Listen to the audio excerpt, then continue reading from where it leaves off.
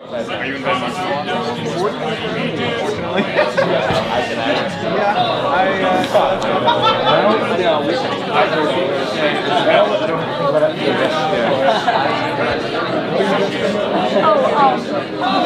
It's extending the book and automaton thing that I know because he's stubborn way. No, or the third thing.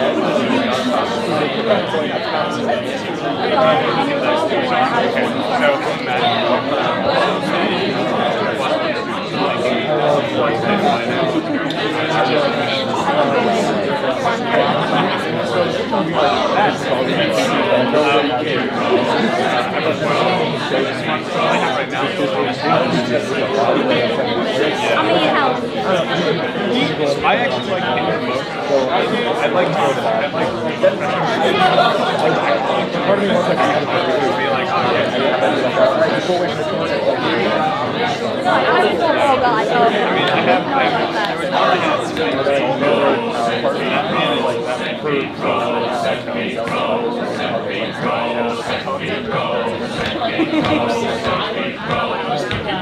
we wait and see if he immediately go, well,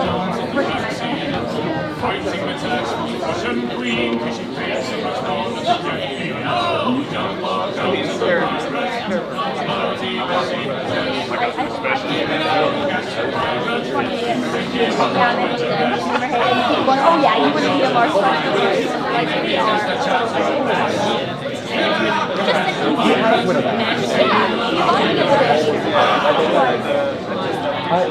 I've got a piece. Hello. There's an intermission, 15 minutes. The show, the first half of the show is like an hour 10, and then the second half of the show is like 50 minutes.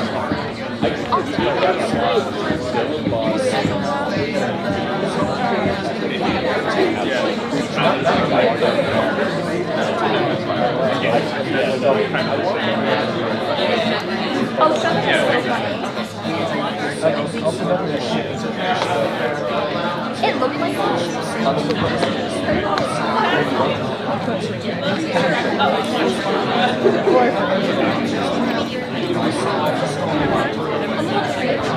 house.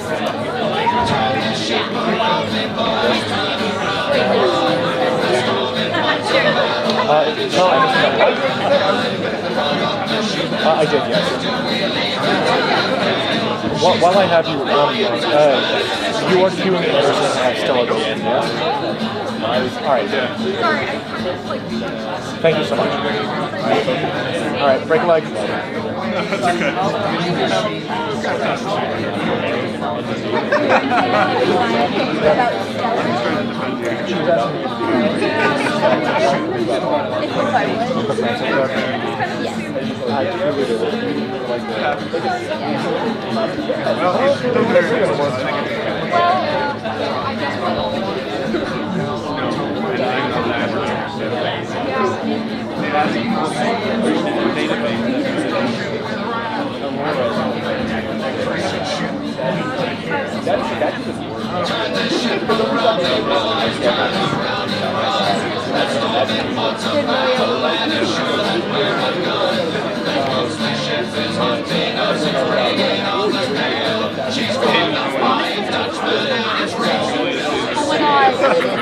I'm such an English man.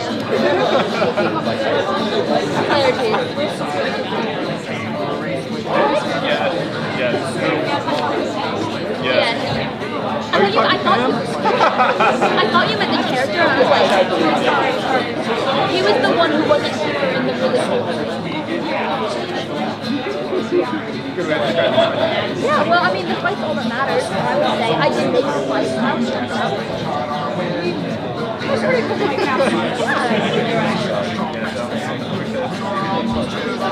I'm being close to layers.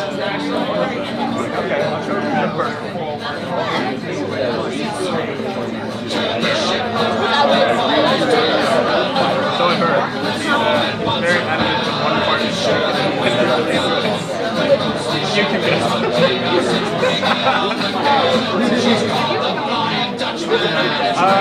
Yeah, it'll probably be less noticeable. I have no clue. I'm not for the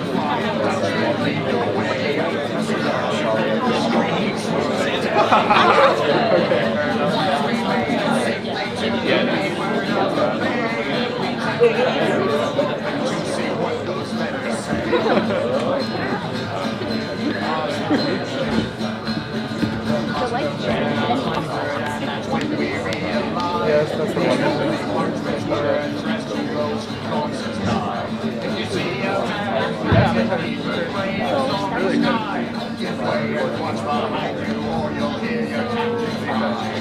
Turn the ship around, the boys, turn around.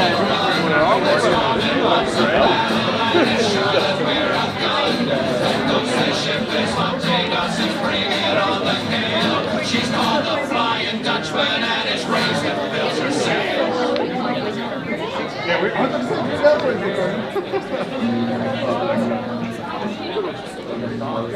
I mean, okay, I'd imagine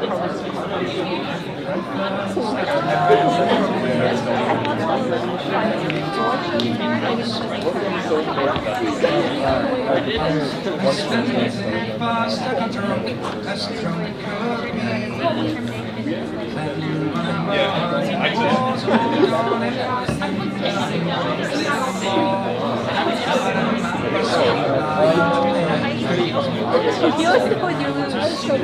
Listen, to be so real. Like, even the social shows, like, you would have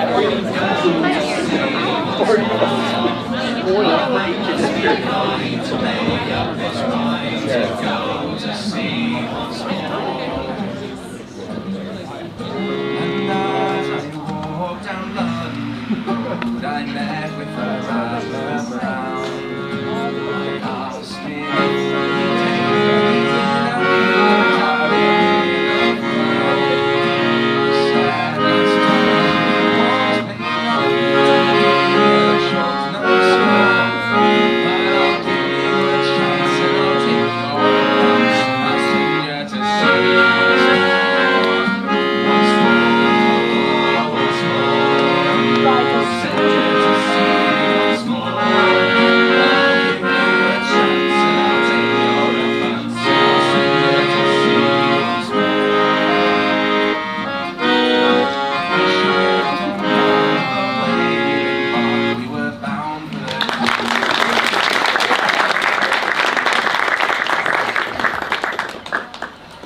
Welcome to the Clarice Smith Performing Arts Center at the University of Maryland.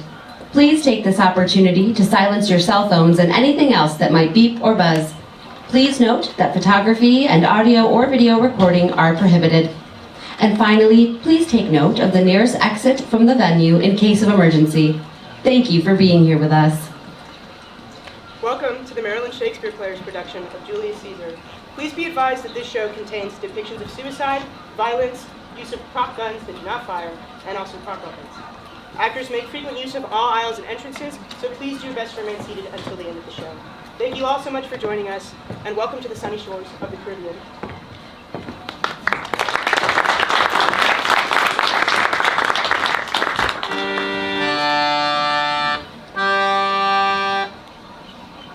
Oh, we'd be alright if the wind was in our sails. We'd be alright if the wind was in our sails. We'd be alright if the wind was in our sails. And we'll all hang on behind. And we'll row the old chariot along. We'll row the old chariot along. We'll row the old chariot along. And we'll all hang on behind. Oh, we'd be alright if we make it round the horn. We'd be alright if we make it round the horn. We'd be alright if we make it round the horn. And we'll all hang on behind. And we'll row the old chariot along. We'll row the old chariot along. We'll row the old chariot along. And we'll all hang on behind.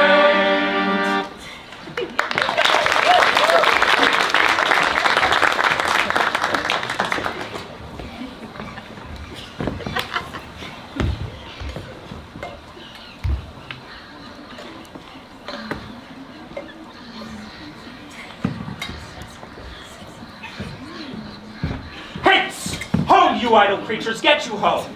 Is this a holiday? Speak, what trade art thou? Why, sir, carpenter. You, sir, what trade are you? A trade that, I hope, I may use with a safe conscience, which is, indeed, sir, a mender of bad souls. What trade thou knave, thou naughty knave? What trade? Nay, I beseech you, sir, be not out with me. Yet, if you be out, sir, I can mend you. What meanest thou by that? Mend me, thou saucy fellow. Why, sir, cobble you. Thou art a cobbler, art thou? I am, indeed, sir, a surgeon to old shoes. When they are in great danger, I recover them. As proper men as ever trod upon these leather have gone upon my handiwork.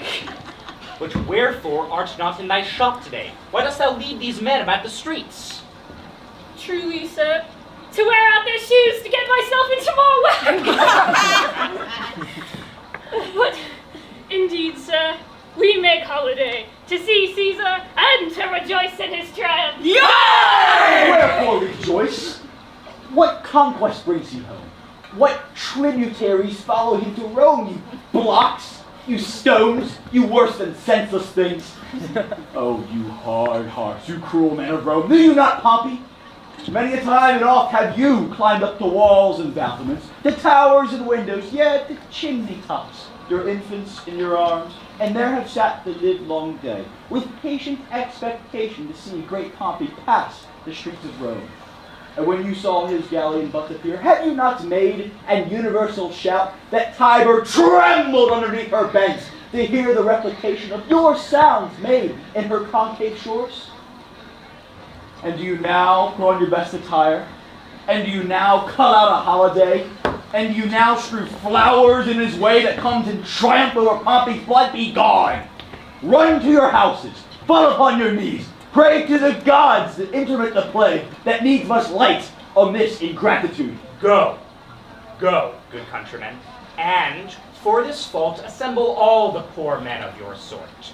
Draw them to the Tiber banks and weep your tears into the channel, till the lowest stream do kiss the most exalted shores of all.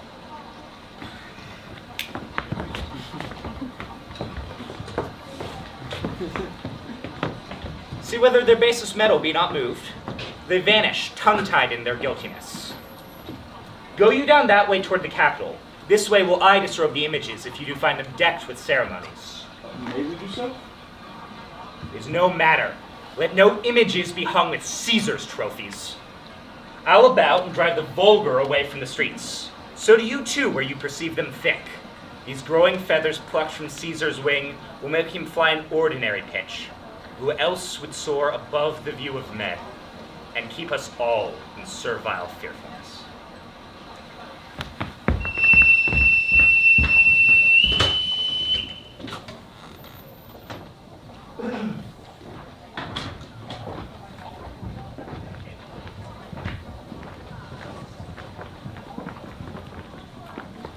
Caesar! Ha! Who calls? Bid every noise be still. Peace! Who is it in this press that calls upon me? I hear a voice shriller than all music cries Caesar. Speak! Caesar is turned to listen. Beware the Ides of March. What man is that? Soothsayer bids you beware the Ides of March. Set him before me, let me see his face. Come from the throng. Look upon Caesar.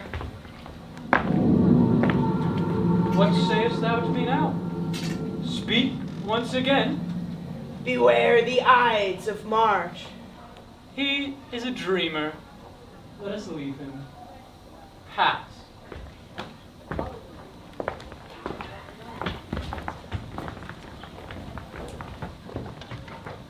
Will you go see the order of the course? Not I. I pray you do. I am not gamesome. I do lack some part of that quick spirit that is an anime. Let me not hinder, Cassius, your desires, I'll leave you. Brutus, I do observe you now of late. I have not from your eyes that gentleness and show of love as I was wont to have. You bear too stubborn and too strange a hand over your friend that loves you. Cassius, be not deceived. I have veiled my look. I turn the trouble of my countenance merely upon myself. Vexed am I of late with passions of some difference. But let not therefore my good friends be grieved, among which number, Cassius, be you one.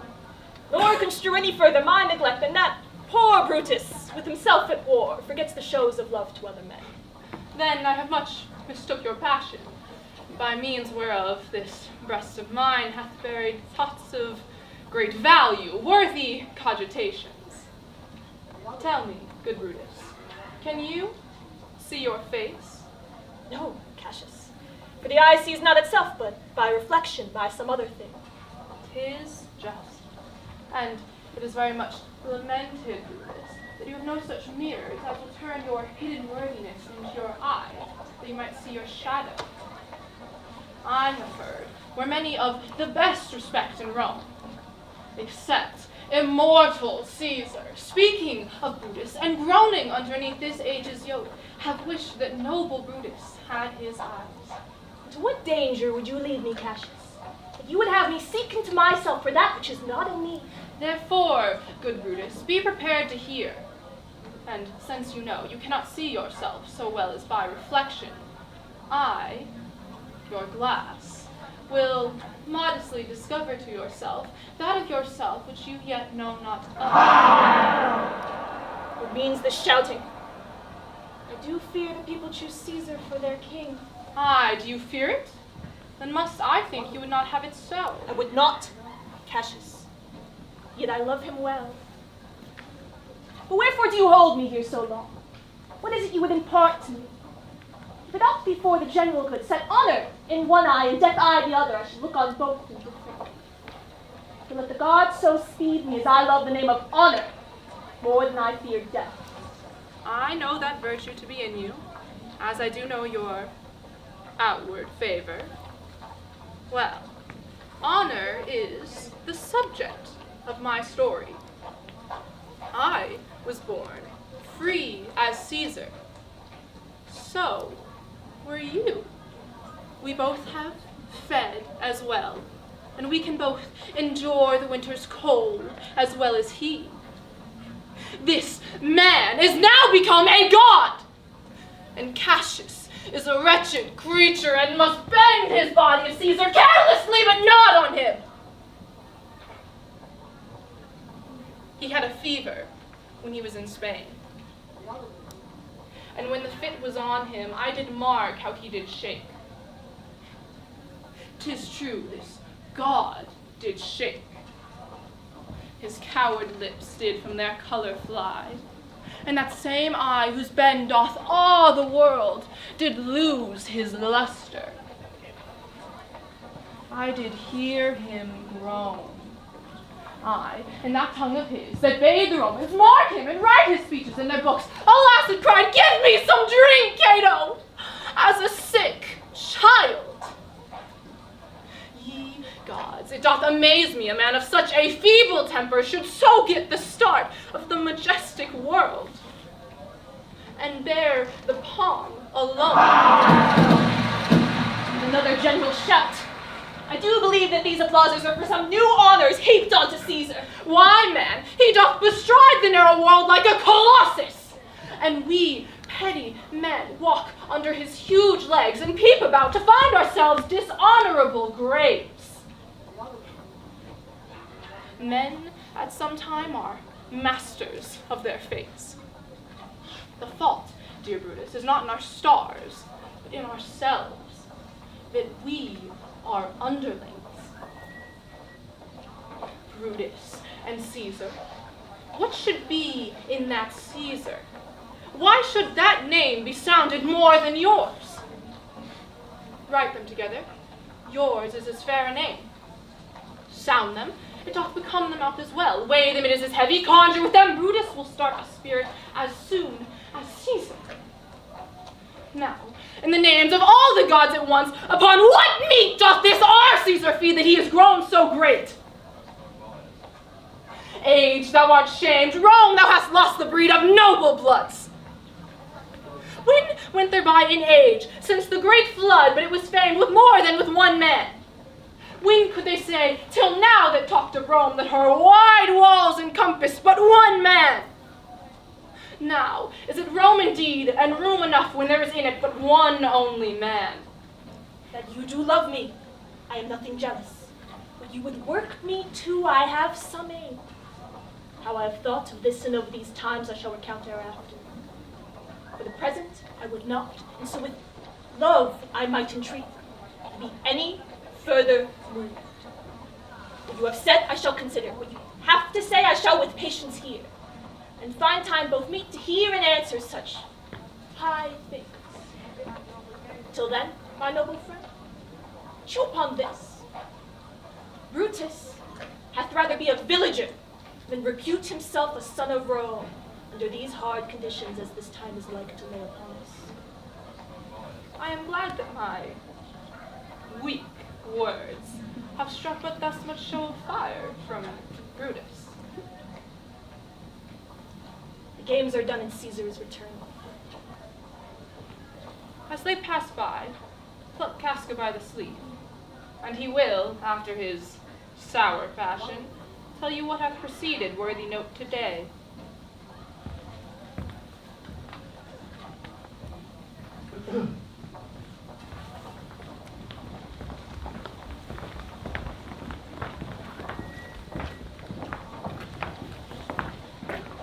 Antonius, Caesar. yonder Cassius has a lean and hungry look. He thinks too much. Such men are dangerous. Fear him not, Caesar. He's not dangerous. He is a noble Roman, and well gown. I fear him not. Yet, if my name were not liable to fear, I do not know the man I should so soon avoid as that spare Cassius. He reads too much. He is a great observer, and he looks quite through the deeds of men. He loves no plays, as thou dost, Anthony. He hears no music. Seldom he smiles. It smiles in such a sort as if he mocked himself. In scorn, his spirit that could be moved to smile at anything. Such men as he be never at heart's ease while they behold a greater than themselves, and therefore are they dangerous.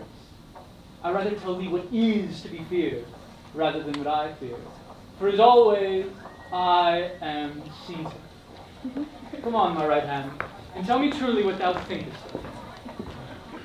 You hold me by the cloak. Would you speak to me? Aye, Casca. Tell us what has chanced today that Caesar looks so sad. Why, you were with him, were you not?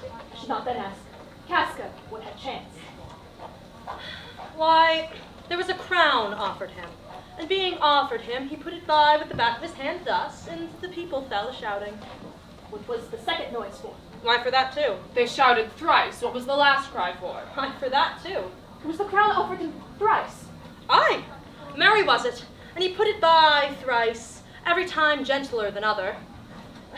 And at every putting by, my honest neighbors shouted. Who offered him the crown? Why, Antony. Tell us the manner of it. Gentle Casca. I can as well be hanged as tell the manner of it. It was mere foolery. I did not mark it. I saw Mark Antony offer him a crown, yet 'twas not a crown, neither. 'Twas one of these coronets. And as I told you, he put it by once. But for all that, to my thinking, he would fain have had it. Then it was offered him again. Then he put it by again. But to my thinking, he was loath to lay his fingers off it. Then it was offered to him a third time, and he put it the third time by. And still, as he refused it, the rabblement hooted and clapped their chapped hands and threw up their sweaty nightcaps and uttered such a deal of stinking breath because Caesar had refused the crowns that it had almost choked Caesar, for he swoonded and fell down at it. And for my own part, I durst not laugh for fear of opening my lips and receiving the bad air. But soft, I pray you, what did Caesar swoon? He fell down in the marketplace and foamed at the mouth and was speechless. 'Tis very like he hath the failing sickness. No, Caesar hath it not, but you and I and honest Casca, we have the falling sickness. I know not what you mean by that, but I am sure Caesar fell down, If the ragtag people did not clap him and hiss him according as he pleased and displeased them, as they used to do the players in the theater, I am no true man. What said he when he came unto himself? When he came to himself again, he said, if he had done or said anything amiss, he desired that their worships think it was his infirmity. 3 or 4 wenches where I stood cried, alas, good soul, and forgave him with all their hearts. There was no heed to be taken of them. If Caesar stabbed their mothers, they would have done no less. And after that, he came thus sad away? Aye. Did Cicero say anything? Aye. He spoke Greek. To what effect? Nay, and I tell you this, I'll never look you in the face again. But those that understood him smiled at one another and shook their heads. But for my own part, it was Greek to me. I have more news too. Marcellus and Flavius, for pulling scarves off Caesar's images, are put to silence. Fare you well. There is more foolery yet, if I could remember it. Will you sup with me tonight, Casca? No, I am promised forth. Will you dine with me tomorrow? Aye. If I be alive and your mind holds and your dinner worth the eating. Good. I will expect you. Do so. Farewell both. What a blunt fellow is this grown to be. He was quick mettled when he went to school. This rudeness is a sauce to his good wit, which gives man stomach to digest his words with better appetite. And so it is. For this time, I will leave you. Tomorrow, if you please to speak with me, I shall come home to you. Or, if you please, come home to me, and I will wait for you. I will do so. Till then, think of the world.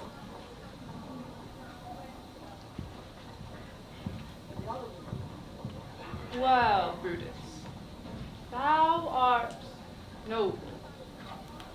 Yet, I see thy honorable metal may be rot from that it is disposed. Therefore it is meet that noble minds keep ever with their likes. For who so firm that cannot be seduced? Caesar doth bear me hard, but he loves Brutus. If I were Brutus now, and he were Cassius, he should not humor me. I will, this night, in several hands, in at his window's throw, as if they came from several citizens, writings all tending to the great opinion that Rome holds of his name, wherein obscurely Caesar's ambition shall be glanced at. And after this, let Caesar seat him sure, for we will shake him, or worse days endure.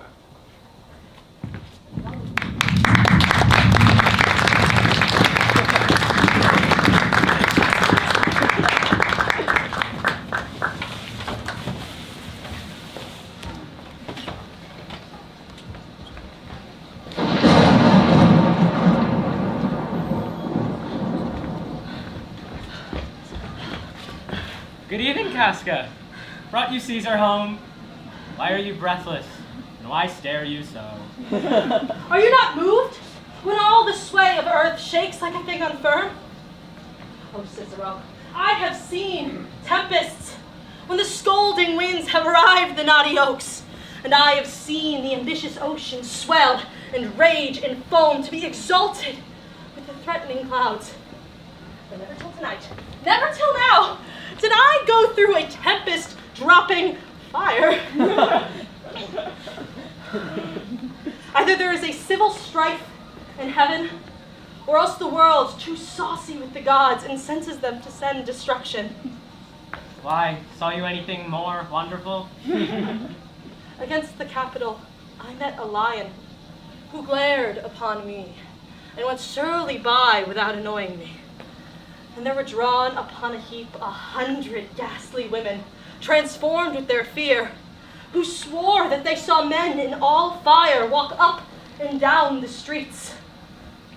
And yesterday, a bird of night did sit even at noonday upon the marketplace, hooting and screeching.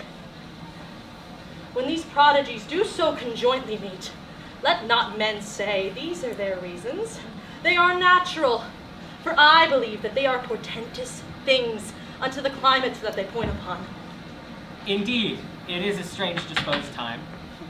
But men may construe things after their fashion, clean from the purpose of the things themselves. Come Caesar to the Capitol tomorrow? He doth, for he did bid Antonius send word to you he would be there tomorrow. Good night then, Casca.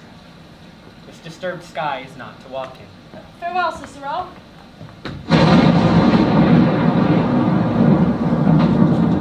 Who's there? A Roman. Casca, by your voice. Here is good, Cassius. What night is this? A very pleasing night to honest men. Whoever knew the heavens menace so? Those that have known the earth so full of faults. For my part, I have walked about the streets, submitting me unto the perilous night. And when the cross blue lightning seemed to open the breast of heaven, I did present myself, even in the aim and very flash of it. But wherefore did you so much tempt the heavens? It is the part of men to fear and tremble when the most mighty gods by token send such dreadful heralds to astonish us. If you would consider the true cause, why all these things change from their ordinance, their natures and performed faculties to monstrous quality, why, you shall find that heaven hath infused them with these spirits to make them instruments of fear and warning unto some monstrous state. Now, could I, Casca, name to thee a man most like this dreadful night, that thunders, lightens, opens graves, and roars as doth the lion in the Capitol? A man no mightier than thyself or me. To Caesar that you mean, is it not, Cassius? Let it be who it is.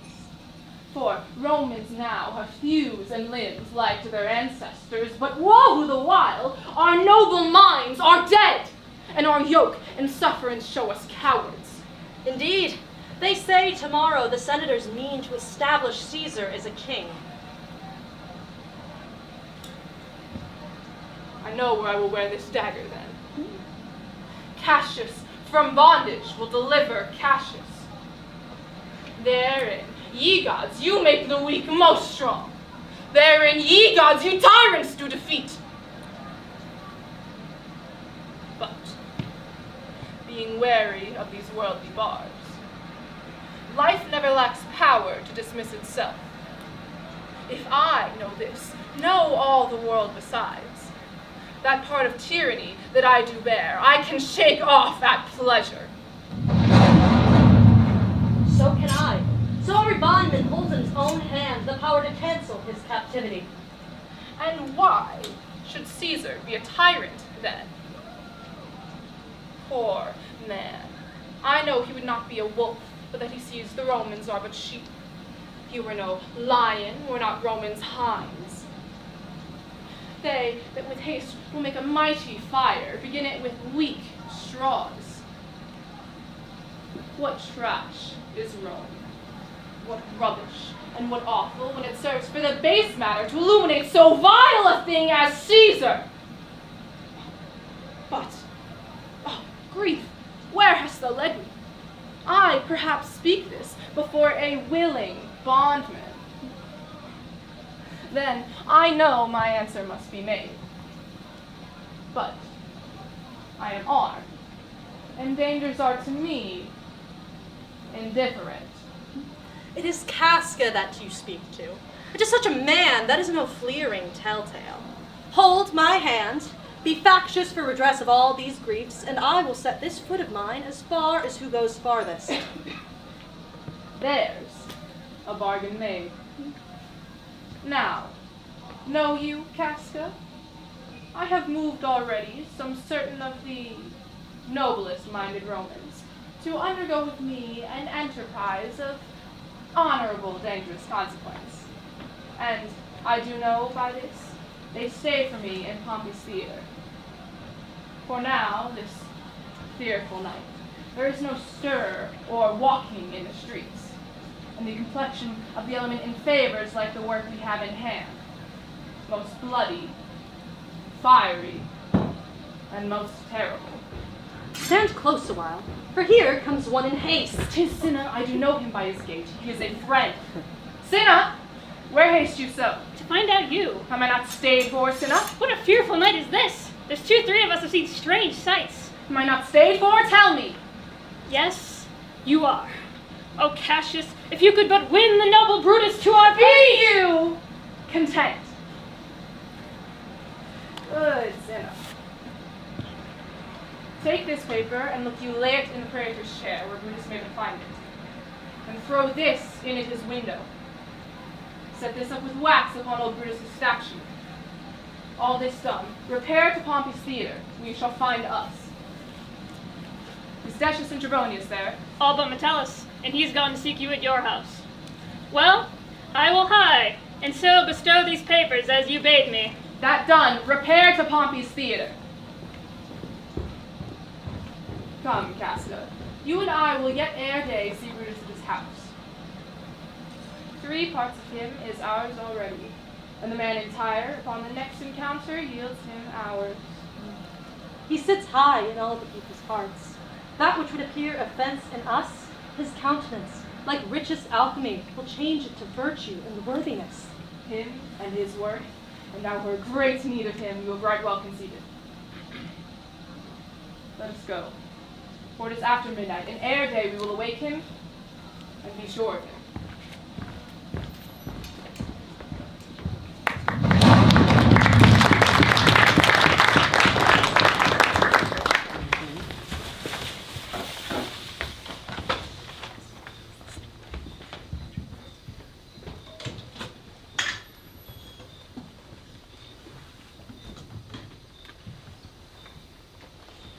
What, Lucius? Oh!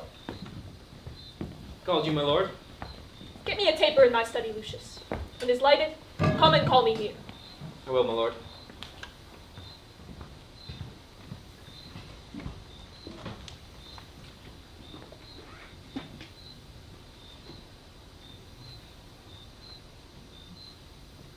Must be by his death. And for my part, I know no personal cause to spurn at him but for the general. He would be crowned. How that might change his nature, there's the question. It is the bright day that brings forth the adder that craves wary walking. Crown him? That... And then, I grant, we put a sting in him, that at his will he may do danger with.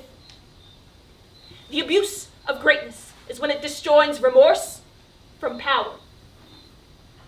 And to speak truth of Caesar, I have not known when his affection swayed more than his reason. But 'tis a common proof that lowliness is young ambition's ladder, where to the climber upward turns his face. But when he once attains the utmost round, he then unto the ladder turns his back, looks into the clouds, scorning the base degrees by which he did ascend. So Caesar may. Then, lest he may, prevent. And since our quarrel will bear no color for the thing he is, fashion it thus, that what he is, augmented, would run to these and these extremities. And therefore, think him as a serpent's egg, which, hatched, would, as his kind, grow mischievous, and kill him in the shell. The taper burneth in your closet, sir. Searching the window for a flint, I found this paper, thus sealed up, and I am sure it did not lie there when I went to bed. Get you to bed again. It is not day. Is not tomorrow, boy, the Ides of March? I know not, sir. Look into the calendar and bring me word. Will, sir. The exhalations whizzing in the air give so much light that I may read by them. Brutus, thou sleepest. Awake and see thyself. Speak, strike, redress. Brutus, thou sleepest. Awake. Such instigations have often been dropped where I have took them up. Speak, strike, redress. Am I entreated to speak and strike? O Rome, I make thee promise, if redress will follow, thou receivest thy full petition at the hands of Brutus. Sir, March has wasted 14 days. 'Tis good. Go to the gate. Somebody knocks. Since Cassius first did wet me against Caesar, I have not slept. Between the acting of a dreadful thing and the first motions, all the interim is like a phantasma, or a hideous dream.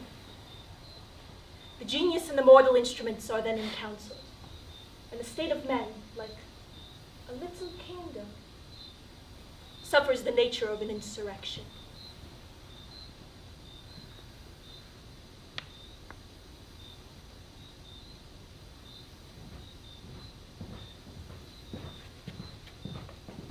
Sir, 'tis Cassius at the door, who doth desire to see you. Is he alone? No, sir, there are more with him. Do you know them? No, sir, their hats are plucked about their ears, and half their faces buried in their cloaks, that by no means I may discover them by any mark of favor. Let them enter. They are the faction. Oh, conspiracy! Shamest thou to show thy dangerous brows by night when evils are most free? Ah, then by day, where wilt thou find a cavern dark enough to mask thy monstrous visage? Seek not conspiracy. Hide them in smiles and affability. For if thou pat thy native semblance on, not Erebus itself were dim enough to hide thee from prevention.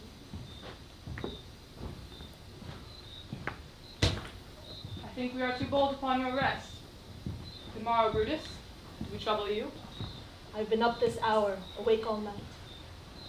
Know I these men not come along with you? Yes, every man of them, and no man here but honors you, and everyone doth wish you had but that opinion of yourself which every noble Roman bears of you. This is Trebonius, Decius, Casca, Cinna, and this, Metellus. Give me your hands, all over, one by one. And let us swear our resolution. No, not an oath. If not the face of men, the sufferance of our souls, the time's abuse. If these be motives weak, break off betimes and each man heads to his idle bed. So let high-sided tyranny range on till each man drop by lottery. Gentlemen, what need we any spur but our own cause to prick us to redress? What other oath than honesty to honesty engage that this shall be? Or we will fall for it. Aye! But what of Cicero? Shall we sound him? I think he will stand very strong with us. Let us not leave him out. No, by no means. Oh, let us have him, for his silver hairs will purchase us a good opinion, and buy men's voices to commend our deeds. It shall be said, his judgment ruled our hands. Our youths and wildness shall no whit appear, but all be buried in his gravity. Name him not. Let us not break with him. For he will never follow anything that other men begin. Then leave him out. Indeed, he is not fit. Shall no man else be touched, but only Caesar? Decius, well urged. I think it is not meet Mark Antony, so well beloved of Caesar, should outlive Caesar. We shall find of him a shrewd contriver, and you know his means, if he improve them, may well stretch so far as to annoy us all. Which, to prevent, let Antony and Caesar fall together. Our course will seem too bloody, Caius Cassius. To cut the head off and then hack the limbs, like wrath and death and envy afterwards? For Antony is but a limb of Caesar. Let us be sacrificers, not butchers, Caius. We all stand against the spirit of Caesar, and in the spirit of men there is no blood. Ah, that we could come by Caesar's spirit, but not dismember Caesar. But alas, Caesar must bleed for this. Gentle friends, let's kill him boldly, but not wrathfully. Let's carve him as a dish fit for the gods, not hew him as a carcass fit for the hounds. And let our hearts, as subtle masters do, stir up their servants to an act of rage, and then after, seem This shall make our purpose necessary and not envious, which so appearing to the common eyes, we shall be called purgers, not murderers.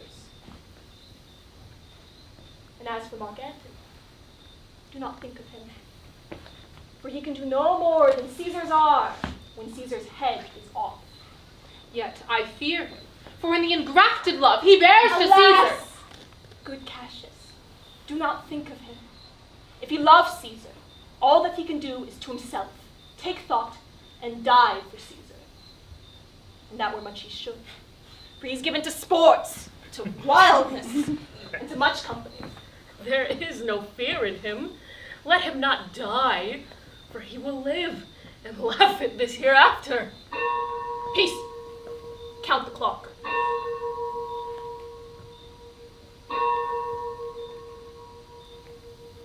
The clock has stricken 3. 'Tis time to part. But it is doubtful yet whether Caesar will come forth today or no, for he is superstitious grown of late, quite from the main opinion he held once, of fantasy, of dreams and ceremonies. It may be these apparent prodigies, the unaccustomed terror of this night, and the persuasion of his augurs may hold him from the capital today. Never fear that. If he be so resolved, I can o'ersway him. For he loves to hear that unicorns may be betrayed with trees, and bears with glasses, elephants with holes, lions with toils, and men with flatterers. But when I tell him he hates flatterers, he says he does being then most flattered. Let me work, for I can give his humor the true bent, and I can bring him to the capital. Nay, we will all of us be there to fetch him. By the 8th hour, is that the uttermost? Be that the uttermost, and fail not then. Caius Ligarius stuck there Caesar hard, who rated him for speaking well of Pompey. I wonder none of you have thought of him. Now, good Metellus, go along by him. He loves me well, and I have given him reasons. Send him but hither, and I'll fashion him. The morning comes upon us. We'll leave you, Brutus. And, friends, disperse yourselves, but all remember what you have said, and show yourselves true Romans. Good countrymen, look fresh and merry. Let not our looks put on our purposes, but bear it as our Roman actors do, with untired spirits and formal constancy. Till then, good morrow to you and every one.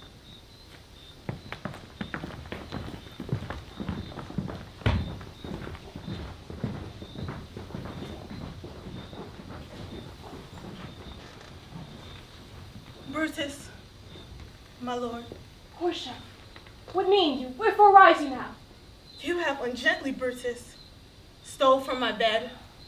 Yesterday night at supper, you suddenly arose and walked about, musing and sighing with your arms across. When I asked you what the matter was, you stared upon me with ungentle looks.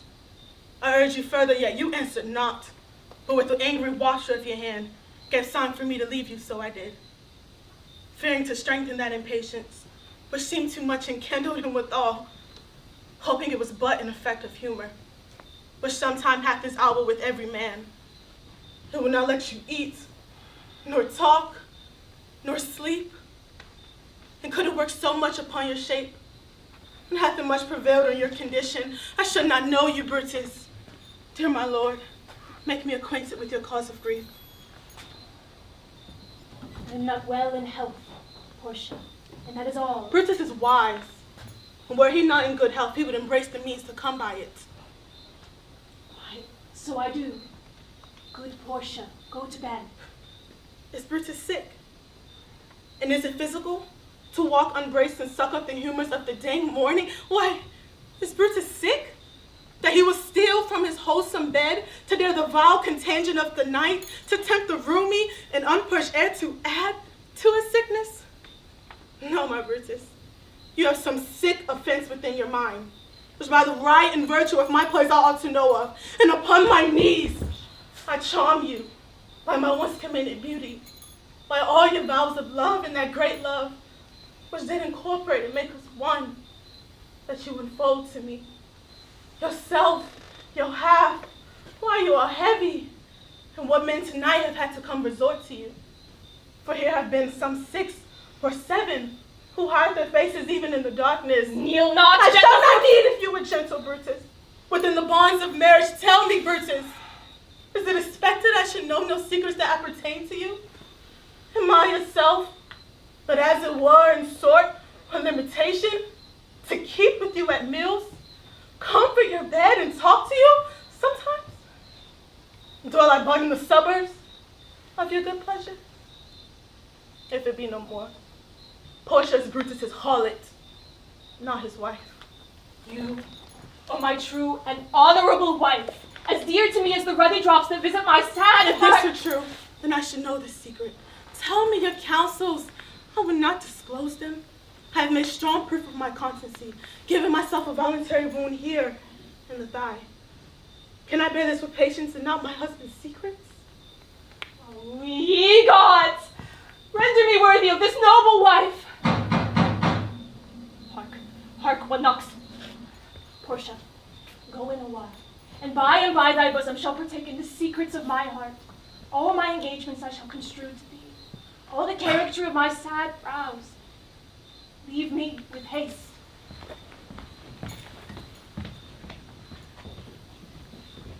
Lucius! Who's that knocks? He is the sick man who would speak with you. Caius Ligarius, the Metellus taker. Boy, stand aside. Caius Ligarius, how? Vouchsafe good morrow from a feeble tongue. What a time have you chose out, brave Caius, to wear a kerchief? Would you were not sick? I am not sick. If Brutus have in hand any exploit worthy the name of honor. Such an exploit have I in hand, Ligarius. Had you a healthful ear to hear it? By all the gods that Romans bow before, I here discard my sickness. Soul of Rome, thou like an exorcist hast conjured up my mortified spirit. Now bid me run, and I will strive with things impossible. Yea, get the better of them. What's to do? A piece of work that will make sick men whole. But are not some whole that we must make sick? Ah, that we must also. What it is, my Caius, I shall unfold to thee as we are going to whom it must be done. Set on your foot, and with a heart new fired, I follow. To do what? I know not, but sufficeth that Brutus leads me on. Then follow me.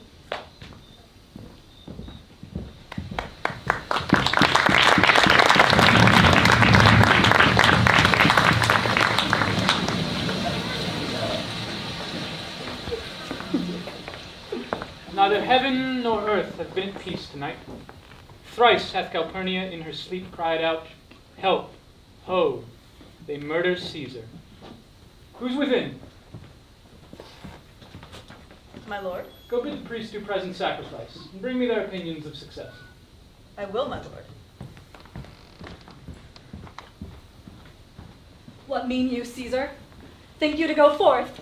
You shall not stir out of your house today. Caesar shall forth. The things that threatened me never looked but on my back. When they shall see the face of Caesar, they are vanished. Caesar, I never stood on ceremonies, but now they fright me. There is one within, besides the things that we have heard and seen, recounts most horrid sights seen by the watch. A lioness hath whelped in the streets. Graves have yawned and yielded up their dead. Fierce, fiery warriors fought upon a cloud in ranks and squadrons and right form of war, which drizzled blood upon the Capitol. The noise of battle hurtled in the air. Horses did neigh, and dying men did groan, and ghosts did shriek and squeal about the streets. O Caesar, these things are beyond all use, and I do fear them. What can be avoided, whose end is purposed by the mighty gods? Caesar shall forth, for these warnings are to the world in general as to Caesar. When beggars die, there are no comets seen. The heavens themselves blaze forth the death of princes. Cowards die many times before their death. The valiant never taste of death but once.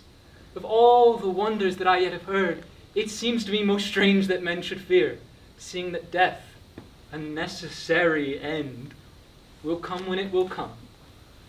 What say the augurers? They would not have you to stir forth today. Plucking the entrails of an offering forth, they could not find a heart within the beast. The gods do this in shame of cowardice. Caesar should be a beast without a heart if he should stay at home today for fear. Caesar shall not. Danger knows full well that Caesar is more dangerous than he. We are two lions littered in one day, and I, the elder and more terrible. And Caesar shall forth. Alas, my lord, your wisdom is consumed in confidence. Do not go forth today. Call it my fear that keeps you in the house, and not your own. We'll send Mark Antony to the Senate House, and he shall say, you are not well today. Let me, upon my knee, prevail in this. Mark Antony shall say that I am not well, and for thy humor, I will stay at home today. Now here's Decius. He shall tell them so. Caesar, all hail! Good morrow, worthy Caesar! I come to fetch you to the Senate House. And you are come in very happy time to bear my greetings to the senators, and tell them that I will not come today. Cannot is false, and that I dare not falser. I will not come today. Tell them so, Decius. Say he is sick. Shall Caesar send a lie? Have I in conquest stretched mine arm so far to be afraid to tell graybeards the truth? Decius, let them know I will not come. Most mighty Caesar, let me know some cause, lest it be laughed at when I tell them so. The cause is in my will. I will not come. That should be enough to satisfy the Senate. But for your private satisfaction, because I love you, I'll let you know. Calpurnia here, my wife, stays me at home. She has drunk tonight of my step, which, like a fountain with 100 spouts, did run pure blood. And many lusty Romans came smiling, and did bathe their hands in it. And these does she apply for warnings, and portents, and evils imminent, and hath, on her knee, begged me stay at home today. This dream is all amiss interpreted. It was a vision fair and fortunate. Your statue, spouting blood in many pipes, in which so many smiling Romans bathed, signifies that from you great Rome shall suck reviving blood, and that great men shall press for tinctures, stains, relics, and cognizance. This by Calpurnia's dream is signified. And in this way you have well expounded it. I will have, when you've heard what I can say. And note now, the Senate concluded to give this day a crown to mighty Caesar. If you shall send them word he will not come, their minds may change. Besides, it were a mock apt to be rendered for someone to say, break up the Senate till another time, when Caesar's wife shall meet with better dreams. Caesar hide himself. Shall they not whisper, lo, Caesar is afraid? Pardon me, Caesar, for my dear, dear love to our proceeding bids me tell you this, and reason to my love is liable. How foolish do your fears seem now, Calpurnia? I am ashamed I did yield to them. Fetch my robe, for I will go. And here's Lepidus to come fetch me. Good morrow, Caesar. Good morrow, Lepidus. But Brutus, art thou stirred so early too? Now, Casca, Caius Ligarius. Caesar was ne'er so much your enemy as that same ague which hath made you lean. What is the clock? Caesar, 'tis strucketh 8. I thank you for your pains and courtesies. See, Antony! That which revels long o' nights is now withstanding up. Good morrow, Antony. So to most noble Caesar. Open and prepare within. I am to blame to be thus waited for. Now, Cinna, now Metellus. But, Trebonius, I've an hour's talk in store for you today. Remember that you call upon me, and be near to me, so that I may remember you. Caesar, I will. And so near will I be that your best friends shall wish I had been further. Friends, go in. Take some wine with me. And we, like friends, will straight away go together. And every like is not the same. Oh, Caesar. The heart of Brutus yearns to think upon.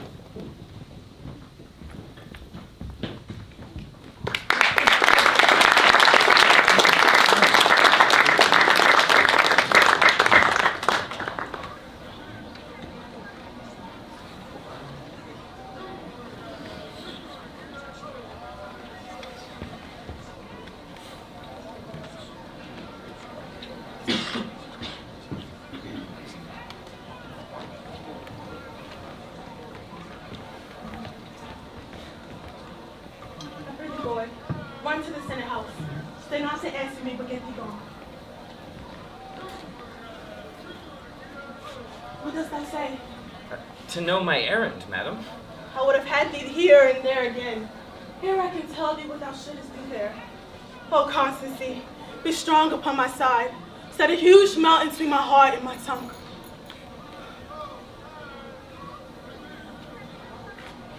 Art thou there yet? Madam, what should I do? Run to the capital and nothing else? And so return to you and nothing else? Bring me word, boy, that thy Lord look well. For he went sickly forth. Take good note of him. For he went sickly forth. Take good note of him. What Caesar doth and what suitors press to him.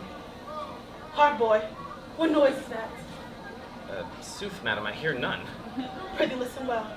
I heard a bustling rumor like a fray. In the capital brings it forth. I hear none, madam. Come hither, fellow. Which way hast thou gone? At mine own house, good lady. What is it o'clock? About the ninth hour, lady. Has Caesar yet gone to the capital? Ah, madam, not yet. I go to take my stand to see and pass on to me. Thou hast some suit to Caesar, hast thou not? That I have, lady. If it will please Caesar to be so good to Caesar as to hear me speak, I shall beseech him to befriend himself. Why? Knowest thou any harm intended towards him? None that I know may be, much that I fear may change. Good morrow to you. Here the street is narrow, the throng that follows Caesar at the heels of senators, praetors, common suitors, a crowd of feeble men almost to death. I'll get me to a place more void, and there speak to great Caesar as he comes in. Oh, I shall go in. Oh, Brutus, the heavens speed thee in thy enterprise. Lucius, and commend me to my lord. Say I am married. Come to me again and bring me word what he doth say to thee.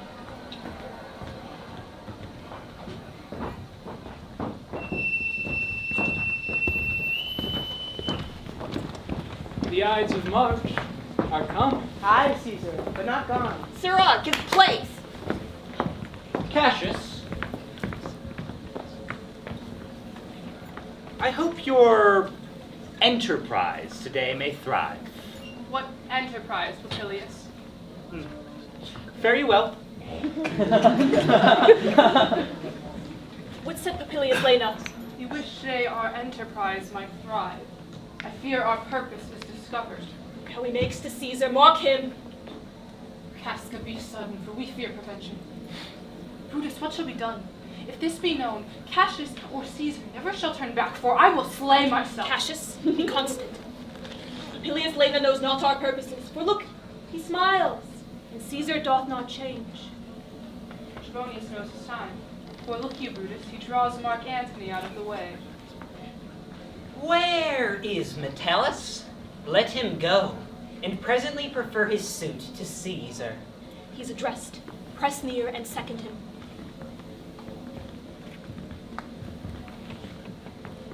is everything ready? What now is remiss that Caesar and his Senate must redress? Most high, most mighty, and most puissant Caesar, Metellus those before thy seat, and humble heart. I must prevent thee, Metellus Cimber. These couchings in these lowly courtesies might fire the blood of ordinary men, and turn preordinance and first decree into the law of children.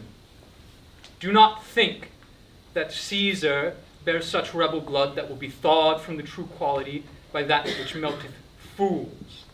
I mean sweet words, low crooked courtesies, and base spaniel fawning. Thy brother, by decree, is banished.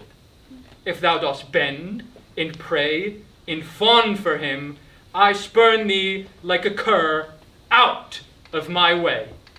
Know this, Caesar doth not wrong, nor without cause will he be satisfied. Is there no voice more worthy than my own to sound more sweetly in great Caesar's ear for the repealing of my banished brother? I kiss thy hand, but not in flattery, Caesar, desiring thee that Aurelius Cimber may have an immediate freedom of repeal. Brutus. Pardon, Caesar, Caesar, pardon. As low as to thy foot doth Cassius fall to beg enfranchisement for Aurelius Cimber.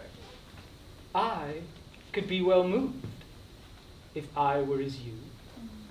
If I could pray to move, prayer would move me. But I am as constant as the northern star, of whose true fixed and resting quality there is no fellow in the firmament. The skies are painted with unnumbered sparks, and they are all fire, and they all doth shine, but there's but one in all doth hold his place. So in the world, 'tis furnished well with men, and men are flesh, and blood, and apprehensive, yet in that number I know but one, that unassailable holds his rank, unshaked of motion, and that I am he. Let me a little show it, that even in this I was constant. Cimber should be banished, and constant do remain to keep it so. Oh, Caesar! Hence wilt thou lift up Olympus? Great Caesar. Oh, doth not Brutus bootless kneel? Speak! Hands for me! Ah, you sour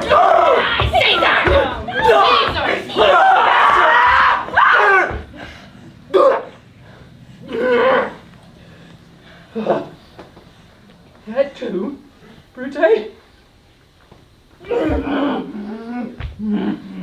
And fall, Caesar. Liberty! Freedom! Tyranny is dead! Run hence, proclaim, cry it about the streets! Some to the common pulpits and cry out liberty, freedom, and enfranchisement. People and senators! Be not affrighted. Lie not, stand stiff. Ambition's debt is paid. Go to the pulpit, Brutus. And Cassius, too. Where's Lepidus? Here, quite confounded with this mutiny. Stand fast together, lest some friend of Caesar should chance. Not of standing. Lepidus, good cheer. There is no harm intended to your person, nor to no Roman else. So tell them, Lepidus. And leave us, Popilius, lest that the people rushing on us should do you some mischief. Do so, and let no man abide the deed, but we the doers. Where is Antony? Went to his house amazed. Men, wives, and children stare, cry out, and run as it were doomsday. Oh, fates, we shall know your pleasures. That we must die, we know. 'Tis but the time and drawing days out that men stand upon. Why, he that cuts off 20 years of life cuts off so many years of fearing death. Ah, grant that, and then is death a benefit. So we are Caesar's friends that have abridged his time of fearing death. Stoop, Romans, stoop, and let us bathe our hands in Caesar's blood up to the elbows and besmear our swords. Then walk we forth, even to the marketplace, and, raising our weapons over our heads, let's all cry peace, freedom, and liberty! Stoop then, and wash. How many ages hence shall this our lofty scene be acted over, in states unborn and accents yet unknown? How many times shall Caesar bleed in sport? And now on Pompey's basis lies along no worthier than the dust. So oft as that shall be, so often shall the not of us be called the men that gave their country liberty! Ah! What? Shall we forth? Aye, every man away. Brutus shall lead, and we will grace his heels with the most boldest and the best hearts of Rome. Soft, who comes here? Friend of Antony's. Thus, Brutus, did my master bid me kneel. Thus did Mark Antony bid me say, Brutus is wise, noble, valiant, and honest. Caesar was mighty, bold, royal, and loving. Say, I love Brutus, and I honor him. Say, I feared Caesar, honored, and loved him.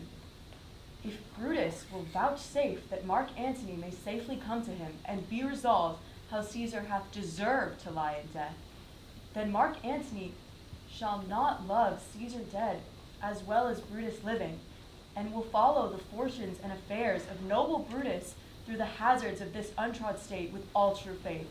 So says my master Antony. Thy master is a wise and valiant Roman. I never thought him worse. Tell him, so please him come unto this place.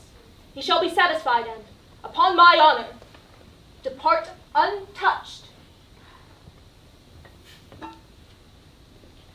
I'll fetch him presently. I know that we shall have him well to friend. I wish we may. But yet have I a mind that fears him much, and my misgivings still fall shrewdly to the purpose. But here comes Antony. Welcome, Mark Antony. O mighty Caesar, doth thou lie so low? Are all thy conquests, glories, triumphs, spoils shrunk to this little measure? Fare thee well. I know not, gentlemen, what you intend. Who else must be let blood? Who else is rank, if I myself? There is no hour so fit as Caesar's death hour, nor no instrument of half that worth as those your swords, made rich with the most noble blood of all the world. I do beseech you, if you bear me hard, now, whilst your purpled hands do reek and smoke, fulfill your pleasure. Live 1,000 years, I shall not find myself more apt to die. No place will please me so, nor no mean of death as here by Caesar, and by you cut off the choice and master spirits of this age. Beg not your death of us, Mark Antony, though now we may appear bloody and cruel, as by our hands in this our present act. You see we do, yet see you but our hands in this the bleeding business they have done. Our hearts you see not, they are pitiful, and pity to the general wrong of Rome. As fire drives out fire, so pity hath done this deed on Caesar. For your part, to you our swords have leaden points, Mark Antony. Our strength in arms of malice, and our hearts of brother's temper, do receive you in with all good thoughts, love, and reverence. Your voice shall be as strong as any man's in the disposing of new dignities. Only be patient till we appease the multitude besides themselves with fear. And then we shall deliver to you the cause why I, that did love Caesar when I struck him, have thus proceeded. I doubt not of your wisdom. Let each man render me his bloody hand. First, Marcus Brutus, will I shake with you. Next, Caius Cassius, do I take your hand. Now yours, Decius. Now yours, Metellus. Now yours, Cinna, and my valiant Casca, yours. Though last, not last in love, yours, good Trebonius. Gentlemen all. Alas, what shall I say? My credit now stands on such slippery ground. One of two bad ways you must conceit me, either a coward or a flatterer. That I did love thee, Caesar, oh, 'tis true. If then thy spirit should look upon us now, shall it not grieve thee dearer than thy death, to see thy Antony making his peace, shaking the bloody fingers of thy foes, most noble, in the presence of thy corse? Had I as many eyes as thou hadst wounds, sweeping as fast as they stream forth thy blood, it would become me better than to serve in terms of friendship with thine enemies. Pardon me, Julius. Mark Antony. Pardon me, Caius Cassius. The enemies of Caesar shall say this, then in a friend it is cold modesty. I blame you not for praising Caesar so. But what compact mean you to have with us? Will you be pricked in number of our friends? Or shall we on and not depend on you? Therefore I took your hands, but was indeed swayed from the point by looking down at Caesar. Friends am I with you all, and love you all, upon this hope that you shall give me reasons why and wherein Caesar was dangerous. Or else this were a savage spectacle. Our reasons are so full of good regard that were you, Mark Antony, son of Caesar, you should be satisfied. That's all I seek. And am moreover suitor that I may produce his body into the marketplace, and in the pulpit, as becomes a friend, speak in the order of his funeral. You shall, Mark Antony. Brutus, a word with you? You know not what you do. Do not consent that Antony speak in his funeral. Know you how much the people may be moved by that which he will utter? Under your pardon, I will myself to the pulpit first, and give reasons for our Caesar's death. What Antony shall speak, I will protest. He speaks by leave and by permission, and that we are contented Caesar shall have all true rites and lawful ceremonies. It shall advantage more than do us wrong. I know not what may fall, I like it not. Mark Antony, here, take you Caesar's body. You shall not, in your funeral speech, blame us, but speak all good you can devise of Caesar, and say you do it by our permission, else you shall not have any hand at all about his funeral. And you shall speak into the same pulpit whereto I am going, after my speech is ended. Be it so. I do desire no more. Prepare the body then, and follow us.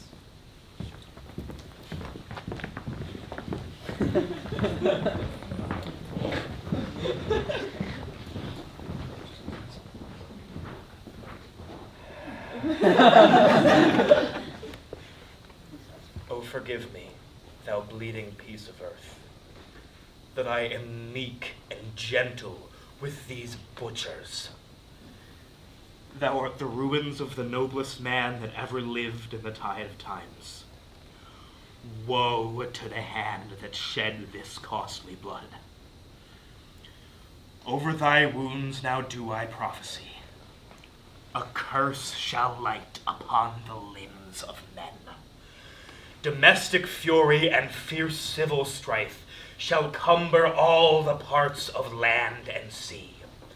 Blood and destruction shall be so in use, and dreadful objects so familiar, that mothers shall but smile when they behold their infants quartered with the hands of war, all pity choked with custom of fell deeds. And Caesar's spirit, ranging for revenge, shall in these confines with a monarch's voice cry havoc, and let slip the dogs of war.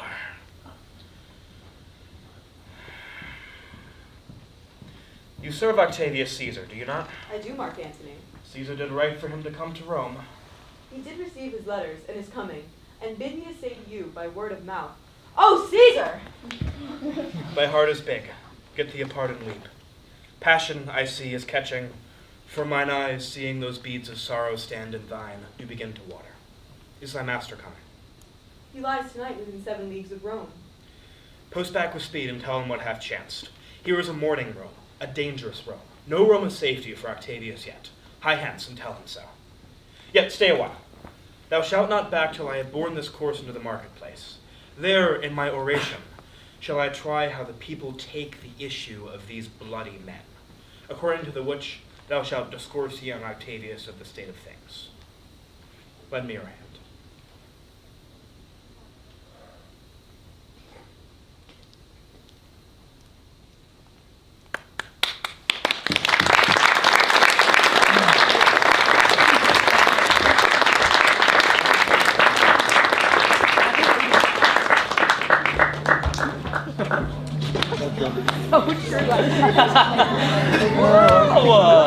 You know, great. Considering the one name that I'm having.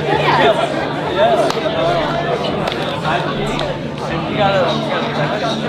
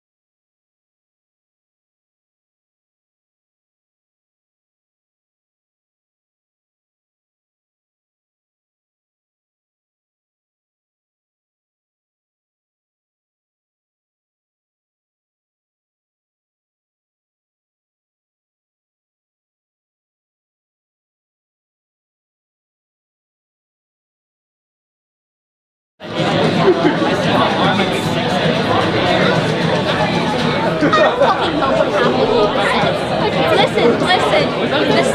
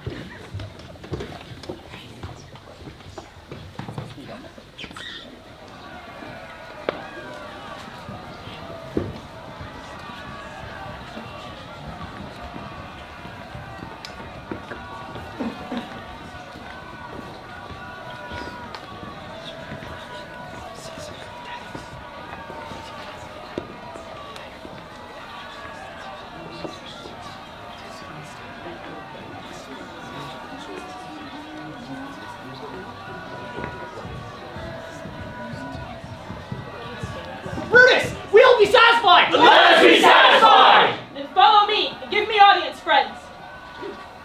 Cassius, go into the other street and part the numbers.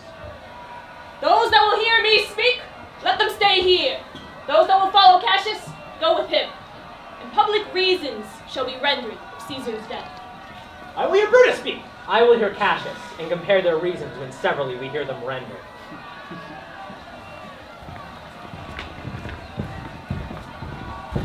The noble Brutus is ascended! Silence! Be patient till the last. Romans, countrymen, and lovers, hear me for my cause and be silent, that you may hear.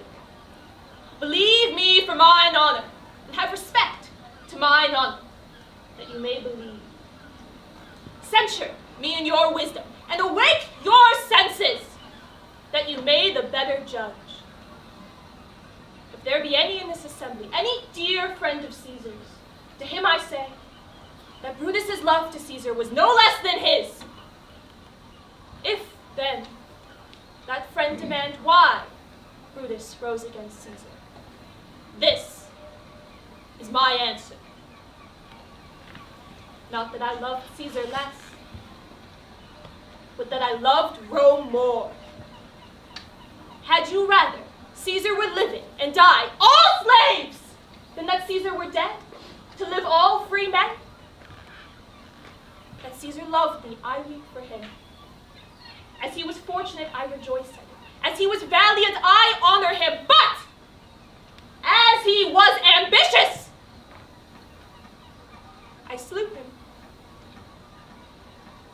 There was tears for his love, joy for his fortune, honor for his valor, and death for his ambition.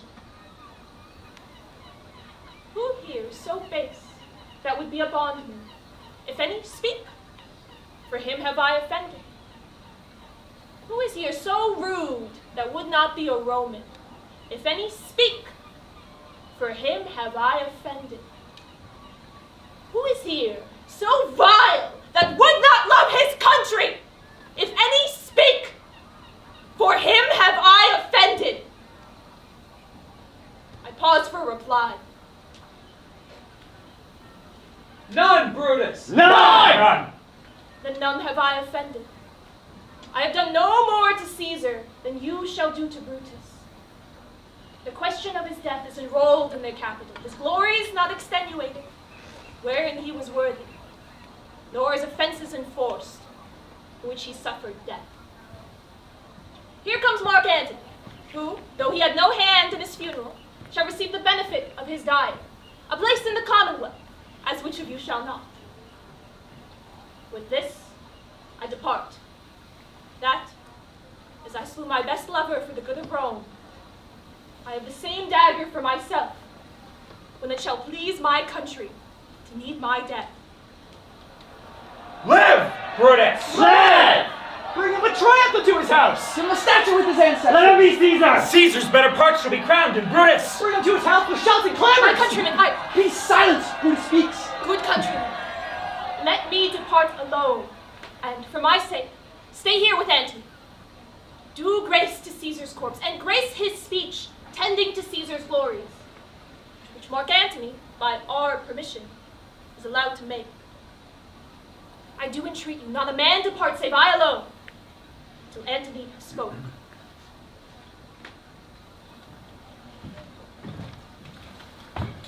Stay ho! And let us hear Mark Antony! Let him go up into the public chair. We'll hear him. Noble Antony, go up. For Brutus' sake, I am beholding to you. What does he say of Brutus? He says, for Brutus' sake, he finds himself beholding to us all. For best you speak no harm, Brutus here. This Caesar was a tyrant! Nay, that's certain. We are blessed that Rome is rid of him. Peace! Let us hear what Antony can say. You gentle Romans. Peace ho! Let us hear him! Friends, Romans, countrymen, lend me your ears. I come to bury Caesar, not to praise him. The evil that men do live after them, the good is oft interred in their bones. So let it be with Caesar. The noble Brutus hath told you Caesar was ambitious. If it were so, it were a grievous fault, and grievously hath Caesar answered it. Here, under leave of Brutus and the rest, for Brutus is an honorable man, so are they all honorable men, come I to speak in Caesar's funeral. He was my friend, faithful and just to me. Yet Brutus says he was ambitious, and Brutus is an honorable man. He hath brought many captives home to Rome, whose ransoms did the general coffers fill. Did this in Caesar seem ambitious? When the poor have cried, Caesar hath wept. Ambition should be made of sterner stuff. Yet Brutus says he was ambitious, and Brutus is an honorable man. You all did see that I thrice presented him with a kingly crown, which he did thrice refuse. Was this ambition? Yet Brutus says he was ambitious, and sure, he is an honorable man. I speak not to disprove what Brutus spoke, but here I am to speak what I do know. You all did love him once, not without cause. What cause withholds you then to mourn for him? O judgment, thou art fled to brutish beasts, and men have lost their reason. Bear with me. My heart is in the coffin there with Caesar, and I must pause till it come back to me. Methinks there is much reason in his sayings. Not lightly of the matter. Caesar's right great wrong. Has he, masters? I feared there will worse come in his place. Mark ye not his words? He would not take the crown, therefore 'tis certain he was not ambitious. If it be found so, some will dare abide it. Poor soul, his eyes are red as fire with weeping. There's not a nobler man in Rome than Antony. Now mark him. He begins again to speak. O masters, if I were disposed to stir your hearts and minds to mutiny and rage, I should do Brutus wrong, and Cassius wrong, who you all know are honorable men. I will not do them wrong. I rather choose to wrong the dead, to wrong myself and you, than I will wrong such honorable men. But look, here's a parchment with the seal of Caesar. I found it in his closet. 'Tis his will. Let but the commons hear this testament, which, pardon me, I do not mean to read. And they would go and kiss dead Caesar's wounds, and dip their napkins in his sacred blood. Yea, beg a hair of him for memory, and dying, mention it within their wills, bequeathing it as a rich legacy unto their issue. We will hear the will. Read it, Mark Antony. The will, the will. Let us hear the will! Have patience, gentle friends. I must not read it. It is not meet you know how Caesar loved you. You are not wood, you are not stones, but men. And being men, bearing the will of Caesar, it will inflame you. It will make you mad. 'Tis good you know not that you are his heirs. For if you should, oh, what would come of it? We will hear the will. You shall read it to us, Antony. The will, Caesar's will! Will you have patience? Will you stay a while? I fear I have overshot myself to tell you of it. I fear I wrong the honorable men whose daggers have stabbed Caesar.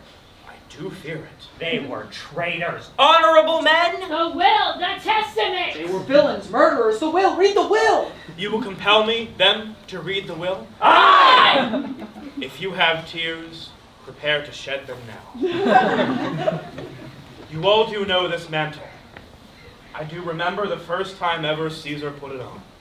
This dagger through. See what a rent the envious Casca made. Through this, the well-beloved Brutus stabbed. And as he plucked his cursed steel away, mark how the blood of Caesar followed it, as rushing out of doors, to be resolved if Brutus so unkindly knocked or no. For Brutus, as you know, was Caesar's angel. Judge, oh you gods, how dearly Caesar loved him. This was the most unkindest cut of all. For when Caesar saw him stab, ingratitude, more strong than traitor's arms, quite vanquished him, and great Caesar fell.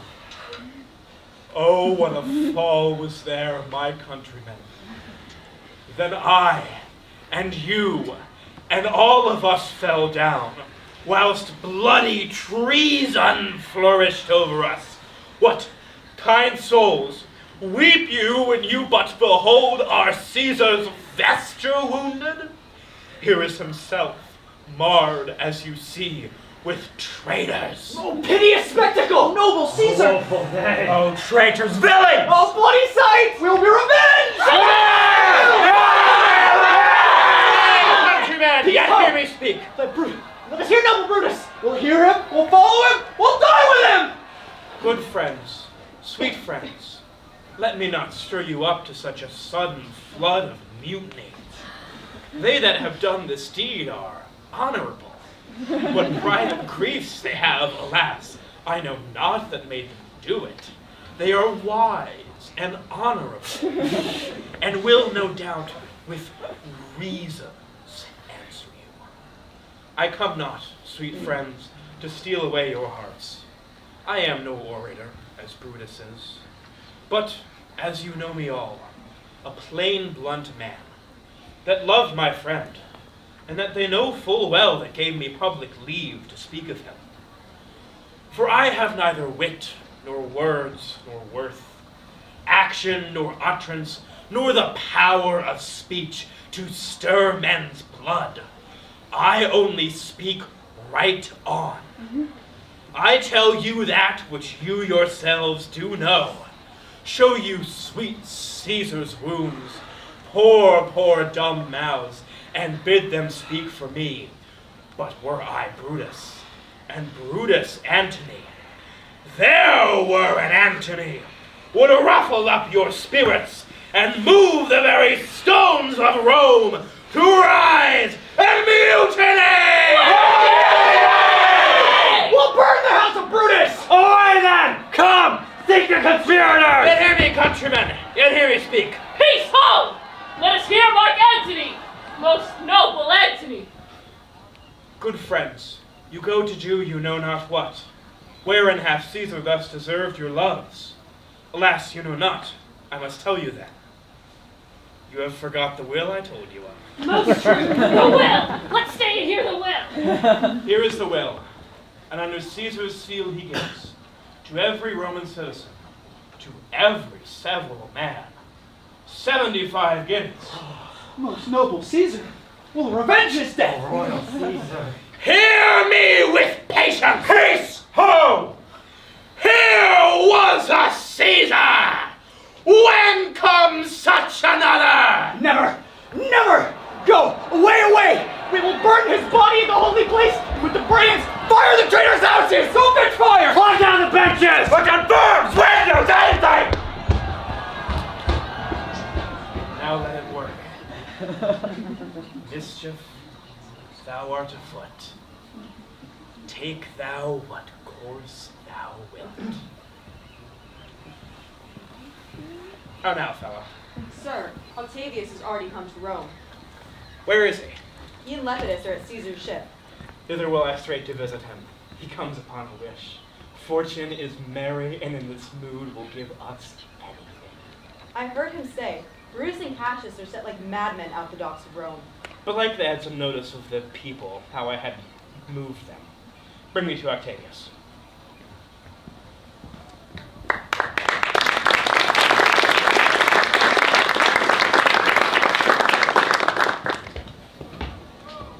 I dreamt tonight that I did feast with Caesar, and things unlucky did charge my fantasy. I have no will to wander forth from doors, yet something draws me forth. You! What is your name? Whither are you going? Where do you dwell? Are you a married man or a bachelor? Answer every man directly. Aye, and briefly. Aye, and wisely. Aye, and truly, you are best. What is my name? Whither am I going? Where do I dwell? Am I married or a bachelor? Then to answer every man, briefly and directly, wisely and truly. Wisely, I am a bachelor. That's as much to say. They're fools that marry. You'll bear me a bang for that, I fear. Proceed directly. Directly, I proceed to the capital. I proceed to Caesar's funeral. As a friend or an enemy? As a friend! That matters answered directly. For your dwelling, briefly. Briefly, I dwell by the capital. Your name, sir, truly. Truly, I am Cinna. Tear him to pieces! He's a conspirator! I am Cinna the poet! I am Cinna the poet! Turn for his bad verses! I am not Cinna the conspirator! It's no matter! His name's Cinna! Fuck with his name out! Turn it going! Tear him! Come! Brasso! Firebrands! To Brutus, to Cassius, burn them! Some to Decius' house! Some to Cascas! Some to Ligarius'! Away! Get out!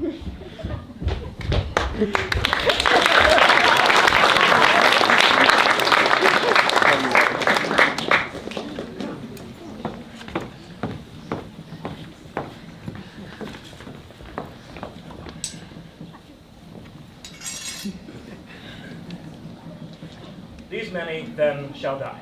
Their names are pricked. Your brother too must die. Consent you, Lepidus. I do consent. Prick him down, Antony. Upon condition, Papilius shall not live, who is thy sister's son, Mark Antony. He shall not live. Look, with a spot I damn.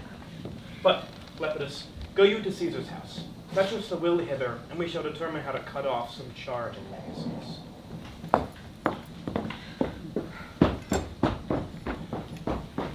This is a slight unmeritable man, meet to be sent on errands. Is it fit, the threefold world divided, he should stand one of the three to share it? So you thought him, and took his word who should be pricked to die in our black sentence and prescription. Octavius, I have seen more days than you, and know we lay these honors on this man, to ease ourselves of divers slanderous loads, he shall but bear them as the ass bears gold, to groan and sweat under the business, either led or driven as we point the way, and having brought our treasure where we will, then take we down his load and turn him off. You may do your will, but he's a tried and valiant soldier. So is my horse, Octavius. Do not speak of him but as a property. And now, Octavius, listen great things. Brutus and Cassius are levying powers. We must straight make head. Therefore let our alliances be combined, our best friends made, our means stretched, and presently let us sit in council. How covert matters may be best disclosed, and open perils surest answered. Let us do so, for we are at the stake, and bait about with many enemies. And those that smile have in their hearts, I fear, millions of mischief.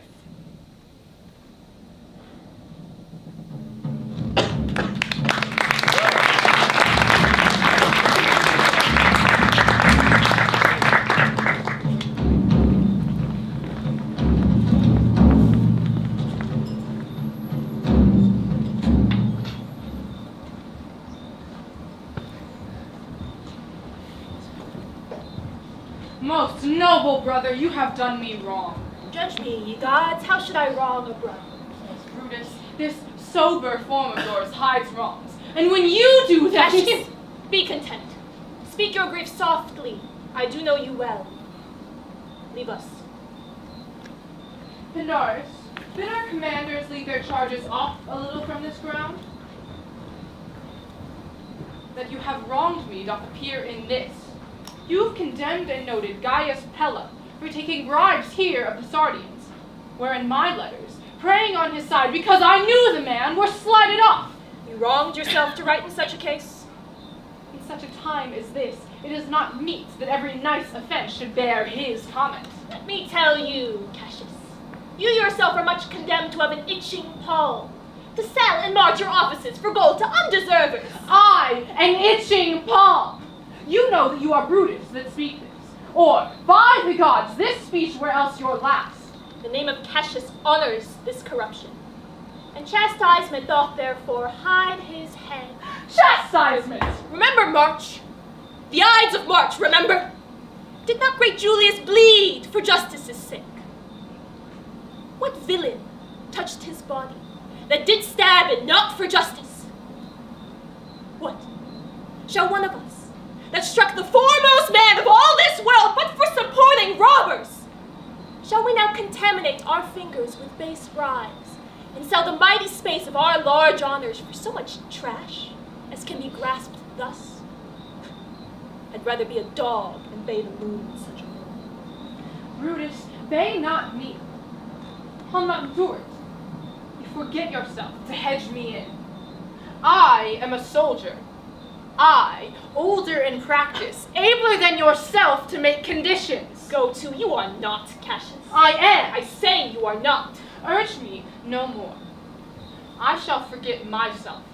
Tempt me no further, have mind upon your health. Away, slight man. Is't possible? Hear me, for I shall speak. Must I give way and room to your rash choler? Shall I be frighted of a madman's stare? Oh, ye gods, ye gods! Must I endure all this? All this I bore! Fret till your proud heart breaks. Must I budge? Must I observe you? Must I stand and crouch under your testy humor? By the gods, you shall digest the venom of your spleen, though it do split you. From this day forth, I shall use you for my mirth, aye, for my laughter, and you are waspish. Is it come to this? You say you are the better soldier, let it appear so. Make your vaunting true. It shall please me well for mine own part. I shall be glad to know of noble men. You wrong me every way. You wrong me, Brutus. I said an elder soldier, not a better. Did I say better? If you did, I care not. When Caesar lived, he durst not thus have moved me. Peace! Peace! You durst not so have tempted him. I durst not. No. Do not presume too much upon my love. I may do that I shall be sorry for. You have done that you should be sorry for. There is no terror, Cassius, in your threats. For I'm armed so strong in honesty that they pass by me as the idle wind, which I respect not.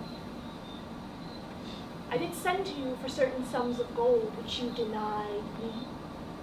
For I can raise no money by vile means. I did send to you for gold to pay my legions, which you denied me! Was that done like Cassius? Should I have answered Caius Cassius so? I denied you not. You did. I did not.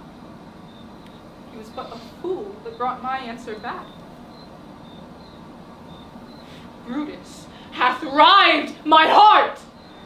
A friend should bear his friend's infirmities, but Brutus makes mine greater than they are. I do not. Do you practice them on me? You love me not. I do not like your faults. Friendly eye could never see such faults. Flatterers would not, though they do appear as huge as high Olympus. Come, Antony! And young Octavius, come! Revenge yourselves alone on Cassius, for Cassius is weary of the world, hated by one he loves. All his faults observed, set in a notebook, learned and conned by rote to cast into my teeth. Oh, I could weep my spirit from mine eyes. There is my dagger, and here my naked breast, within a heart dearer than Plutus is mine, richer than gold. If that thou beest a Roman, take it forth. I, that denied thee gold, will give my heart. Strike, as thou didst at Caesar.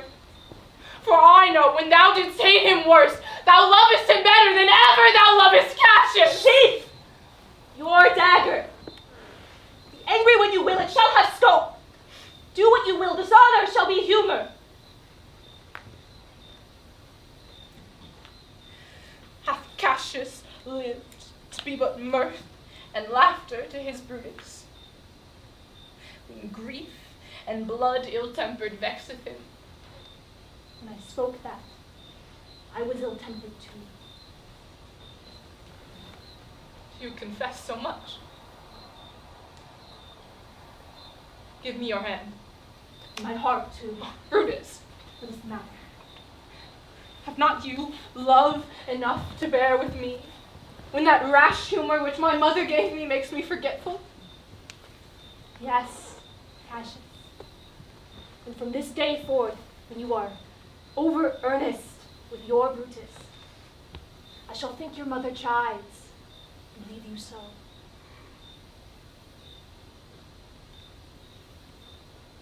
Lucius! Bid the commanders prepare to launch their companies tonight. And bring Messala with you. Lucius, a bowl of wine.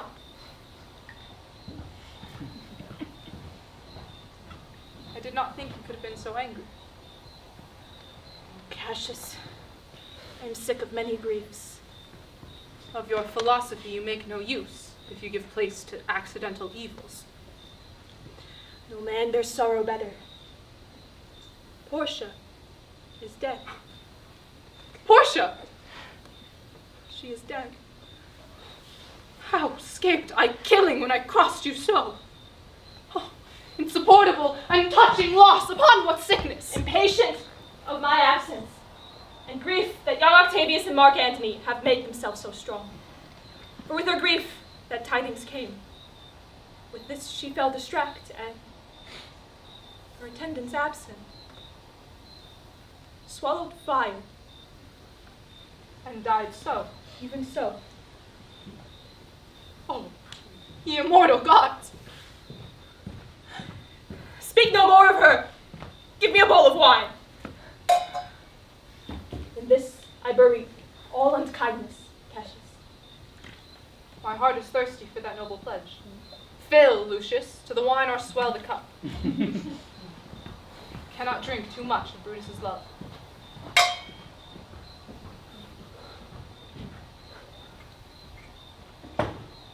Welcome, good Messala. I have here received letters that young Octavius and Mark Antony come down upon us with a mighty power, bending their expedition towards Philippi. Myself have letters of the self-same tenor. With what addition? That by prescription and bill of outlawry, Octavius, Antony, and Lepidus have put to death 100 senators. Therein our letters do not well agree. Mine speak of 70 senators that died by their prescriptions, Cicero being one. Cicero one? Cicero is dead, and by that order of prescription, have you your letters from your wife, my lord? No, Messala. Nor nothing in your letters rid of her? Nothing, Messala. That, methinks, is strange. Why ask you? Here you have of her in yours. No, my lord. Now, as you are a Roman, tell me true. Then, like a Roman, bear the truth I tell. For certain she is dead, and by strange manner. Why? Farewell, Portia. We must die, Messala. With meditating that she must die once, I have the patience to endure it now. Even so, great losses great men should endure. I have as much of this in art as you, yet my nature could not bear it so. Well, to our work alive. What say you of marching to Philippi presently? I do not think it good. Your reason? This it is. 'Tis better that the enemy seek us. So shall he waste his means, weary his soldiers, doing himself offense, whilst we, lying still, are full of rest, defense, and nimbleness. Good reasons must, to force, give place to better. The people twixt Philippi and this ground do stand but in a forced affection, for they have grudged us contribution. The enemy, marching along by them shall have a fuller number up, come on refreshed, newly added, and encouraged. From which advantage we shall cut him off if at Philippi we do face him there. These people at our backs, hear me, under your pardon. You must note, besides, that we have tried the utmost of our friends. Our legions are brimful, our cause ripe. The enemy increaseth every day, and we, at the height, are ready to decline. There's a tide in the affairs of men, which, taken at the flood, leads on to fortune. Amid it, all the voyage of their life is bound in shallows and in misery. On such a full sea as we are now afloat, we must take the current when it serves, or lose our ventures. Then, with your will, go on. We'll along ourselves and meet them at Philippi. The deep of night is crept upon our talk. Nature must obey necessity. There's no more to say? No more. Good night. Early tomorrow we will rise, and hence. Farewell, good Messala. Good night, Cassius. Noble, noble Cassius. Good night and good repose. Oh, my dear Brutus, this was an ill beginning of the night. Never come such division between our souls again. Let it not, Brutus. Everything is well. Good night, our Lord. Good night, Good Cassius. Good night, Lord Brutus. Farewell, everyone.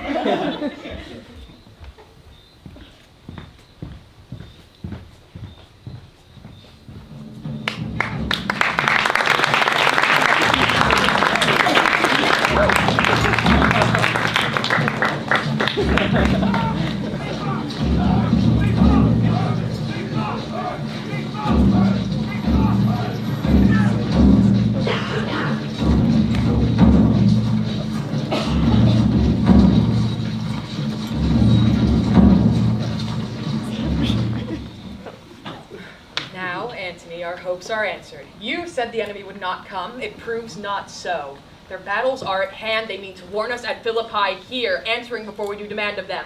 Tut, I'm in their bosoms, and I know wherefore they do it.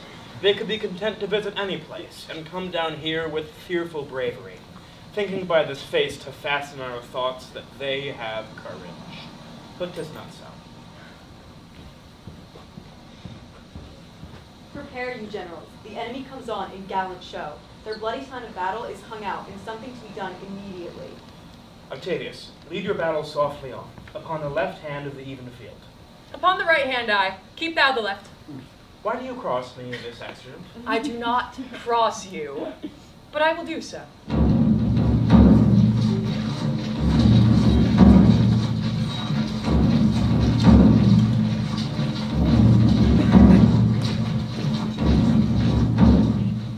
Stand. We will have parley. Stand fast, Cato. We must out and talk. Antony, shall I give sign of battle? No, Caesar, we will answer on their charge. Make forth. The generals would have some words. Stir not until the signal. Words before blows, is it so, countrymen? Not that we love words better, as you do. Words are better than bad strokes, Octavius. In your good strokes, Brutus, you gave bad words. Witness the hole you made in Caesar's heart, crying, "Long live, hail Caesar." Antony, the posture of your blows are yet unknown. But for your words, they rob the high plebeians and leave them honeyless. Not stingless, too. Ah, yes, and soundless. For you have stolen. You did not so when your daggers hacked one another in the sides of Caesar. You showed your teeth like apes, and fawned like hounds, and bowed like bondsmen, kissing Caesar's feet, whilst damned Casca, like a cur from behind, struck Caesar on the neck. Oh, you flatterers. Flatterers! Now, Brutus, thank yourself this tongue had not offended so today, if Cassius might have ruled. Come, come, the cause! If arguing makes us sweat, the proof of it will be in redder drops. Look, I draw my sword against conspirators. When think you that it goes up again? Never, till that Caesar's 23 stab wounds are well avenged, or till another Caesar has added slaughter to the sword of traitors. Caesar, thou canst not die by traitors' hands unless thou bringest them with thee. I should hope so. I was not born to die on Brutus's sword. If thou wert the noblest of thy strain, young man, thou could not die more honorable. A peevish schoolboy, worthless of such honor, joined with a masker and a reveler. Old Cassius still. Come, Antony, away. Defiance, traitors, hurl we in your teeth. If you dare fight today, come to the field. If not, when you have stomachs.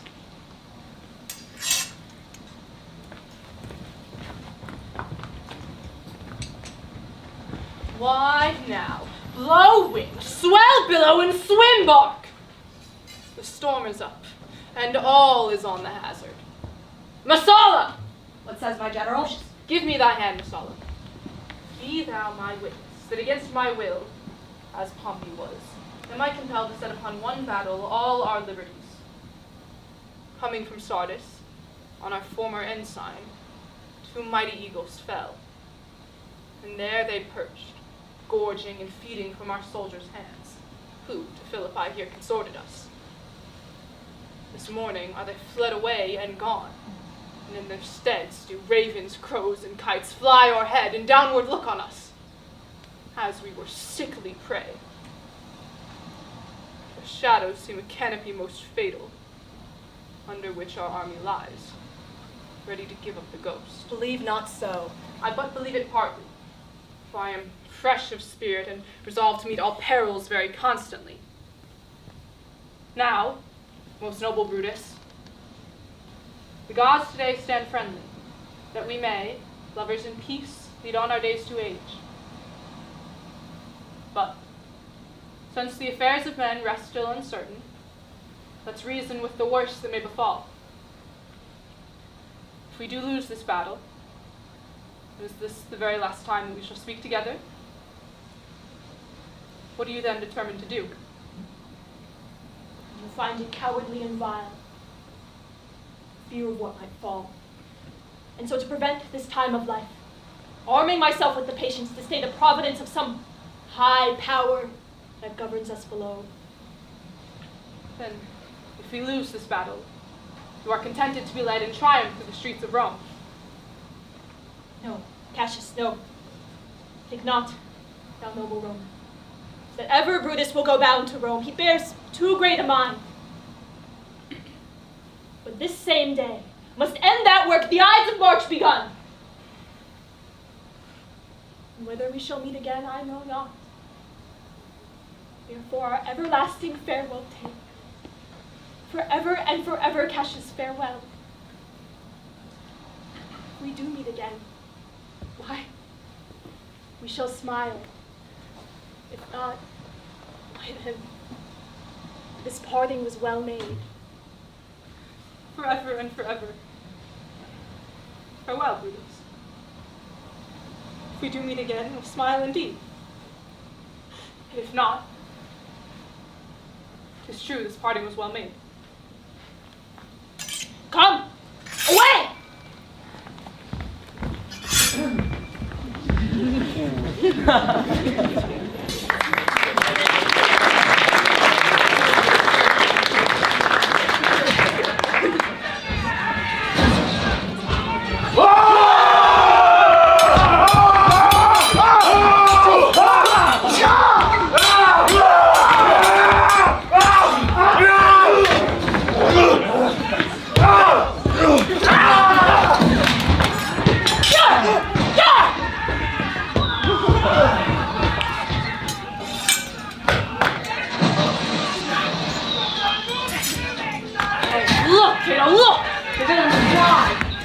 Oh, Cassius, Brutus gave the word too early.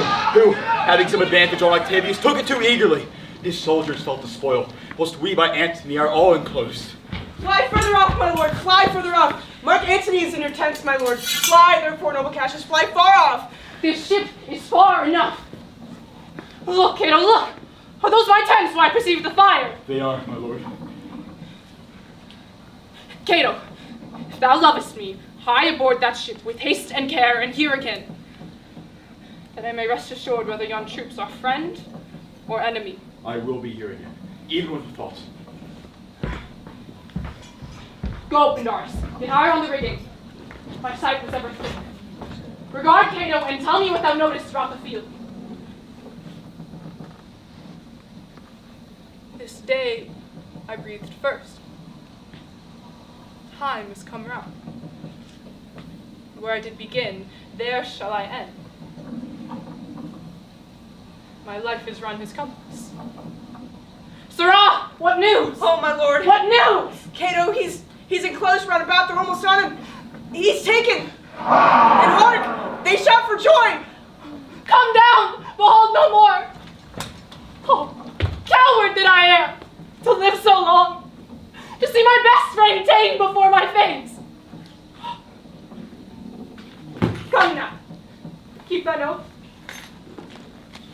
And with this good sword that ran through Caesar's bowels, search this bosom.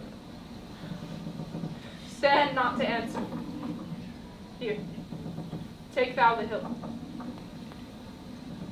And when my face is covered, as 'tis now, guide thou the sword.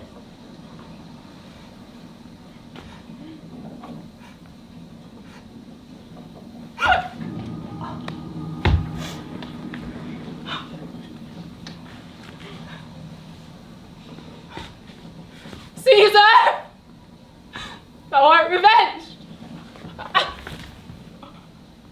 even with the sword that killed thee.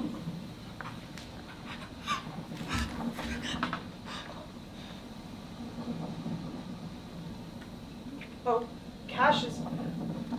Far from this country, Pandora shall run, where never a Roman shall take note of him.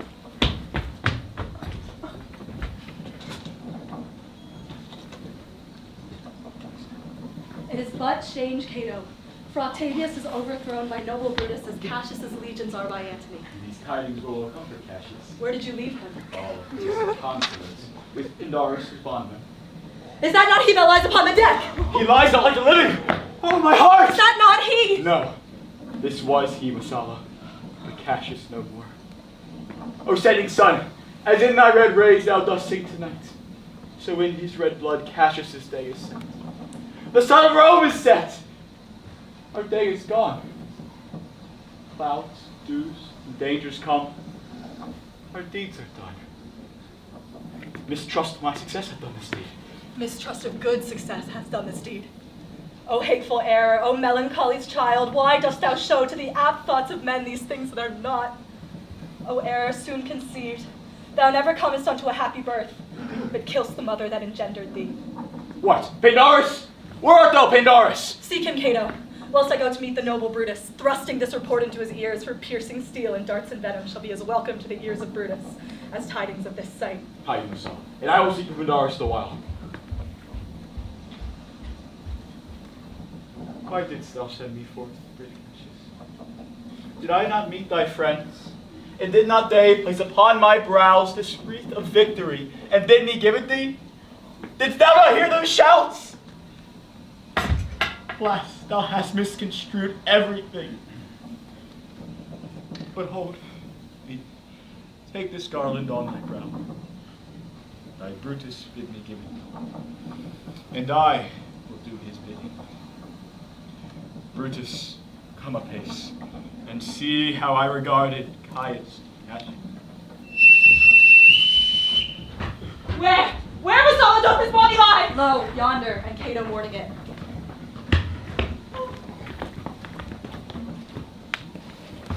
Julius Caesar! Thou art mighty yet!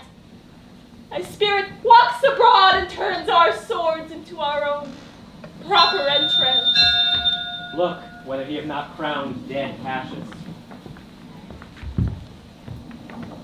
The last of all Romans, fare you well. It is impossible that Rome should breed thy fellow. Friends, I owe more tears to this dead man than you shall see me pay. I shall find time, Cassius. I shall find time. Yet, countrymen, oh, yet hold up your heads!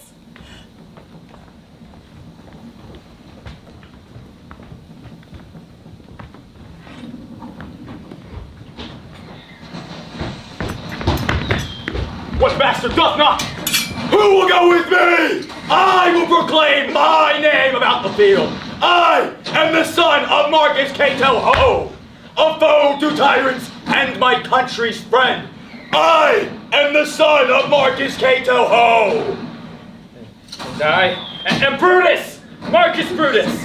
I, Brutus, my country's friend. Know me for Brutus.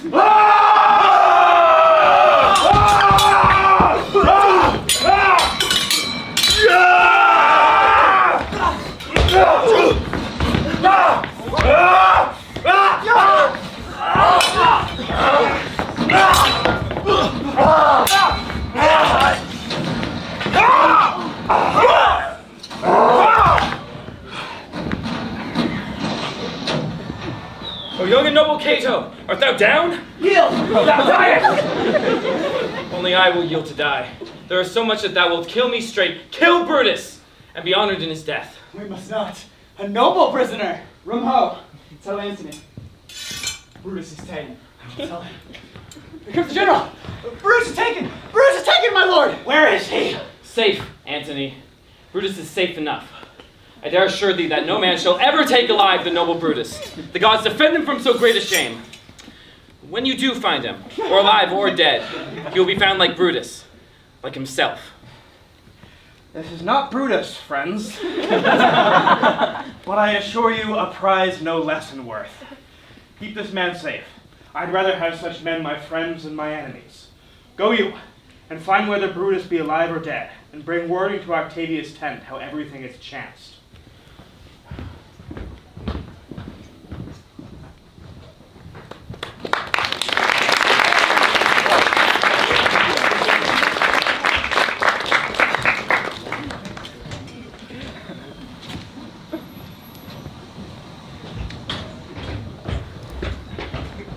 Come, poor remains of friends. Rest on this rock. Lucius showed the torchlight, but my lord, he came not back. He is or taken or slain. Sit thee down, Decius. Slaying is the word, is a deed in fashion. Come hither, Casca. List a word. What says my lord? Why? This. I know my hour is come. Not so, my lord. Nay, I am sure it is. Now seest the world, Casca, how it goes. Our enemies have beat us to the pit. It is more worthy to leap in ourselves than tarry till they push us. Casca, thou knowest that we two went to school together. Even for that, our love of old, I prithee. Hold now my sword hilt, while I do run upon it. It's not an office for a friend, my lord. Fly, fly, my lord. There is no tarrying here. My heart doth joy that yet in all my life I found no man but he was true to me. I shall have glory by this losing day. More than Octavius and Mark Antony by this vile conquest shall attain them too. So fare you well at once, for Brutus' tongue hath almost ended his life's history. Night has fallen upon mine eyes, my bones would rest. I have but labored to attain this hour. Fly, my lord, fly! Hence, I will follow. I prithee, straight up. Stay thou by thy rule. Thou art a fellow of good respect. If thy life hath had some smatch of honor in it, hold then my sword, and turn away thy face, while I do run upon it. Wilt thou, straight up? Give me your hand first. Fare you well, my lord. Farewell, straight up.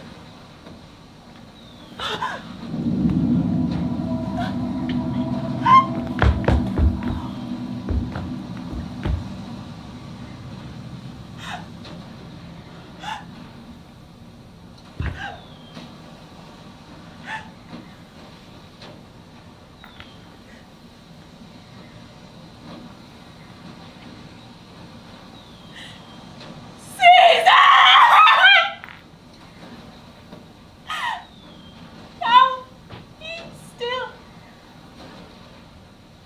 I killed not thee with half so good a will.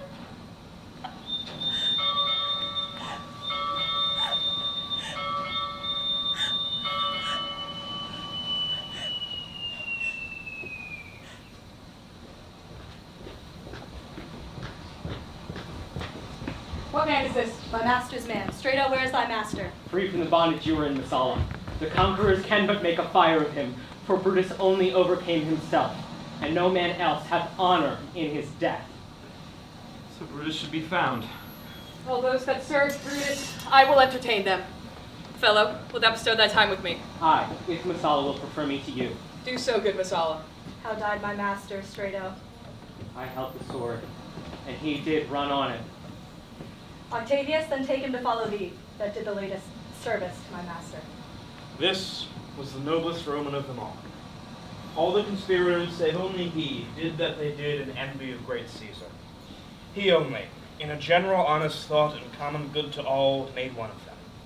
His life was gentle, and the elements so mixed in him that nature might stand up and say to all the world, this was a man.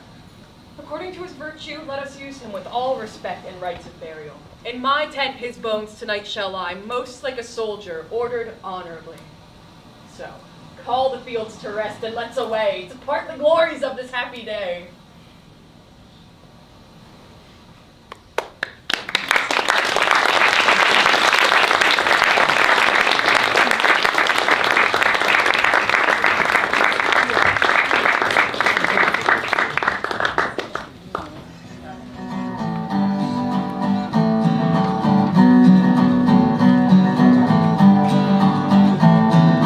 This will be your home, my boys.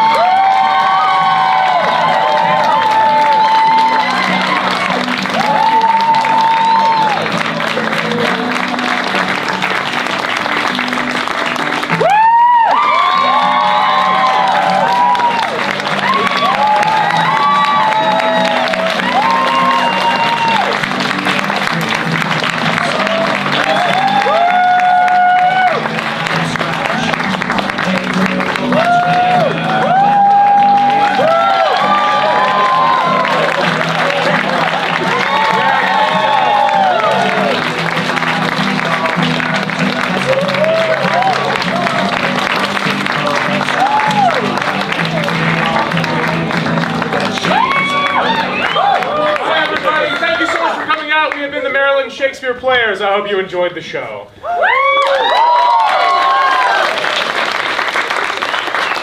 are an entirely student-run and directed production, and most importantly, crowd-funded.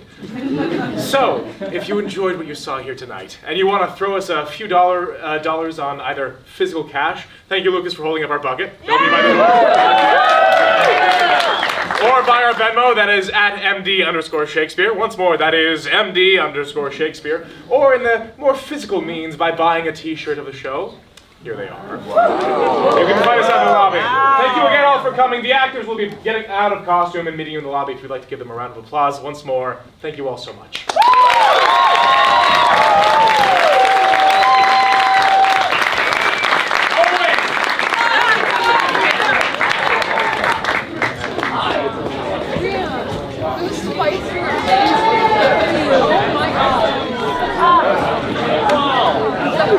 The fighters. That's all.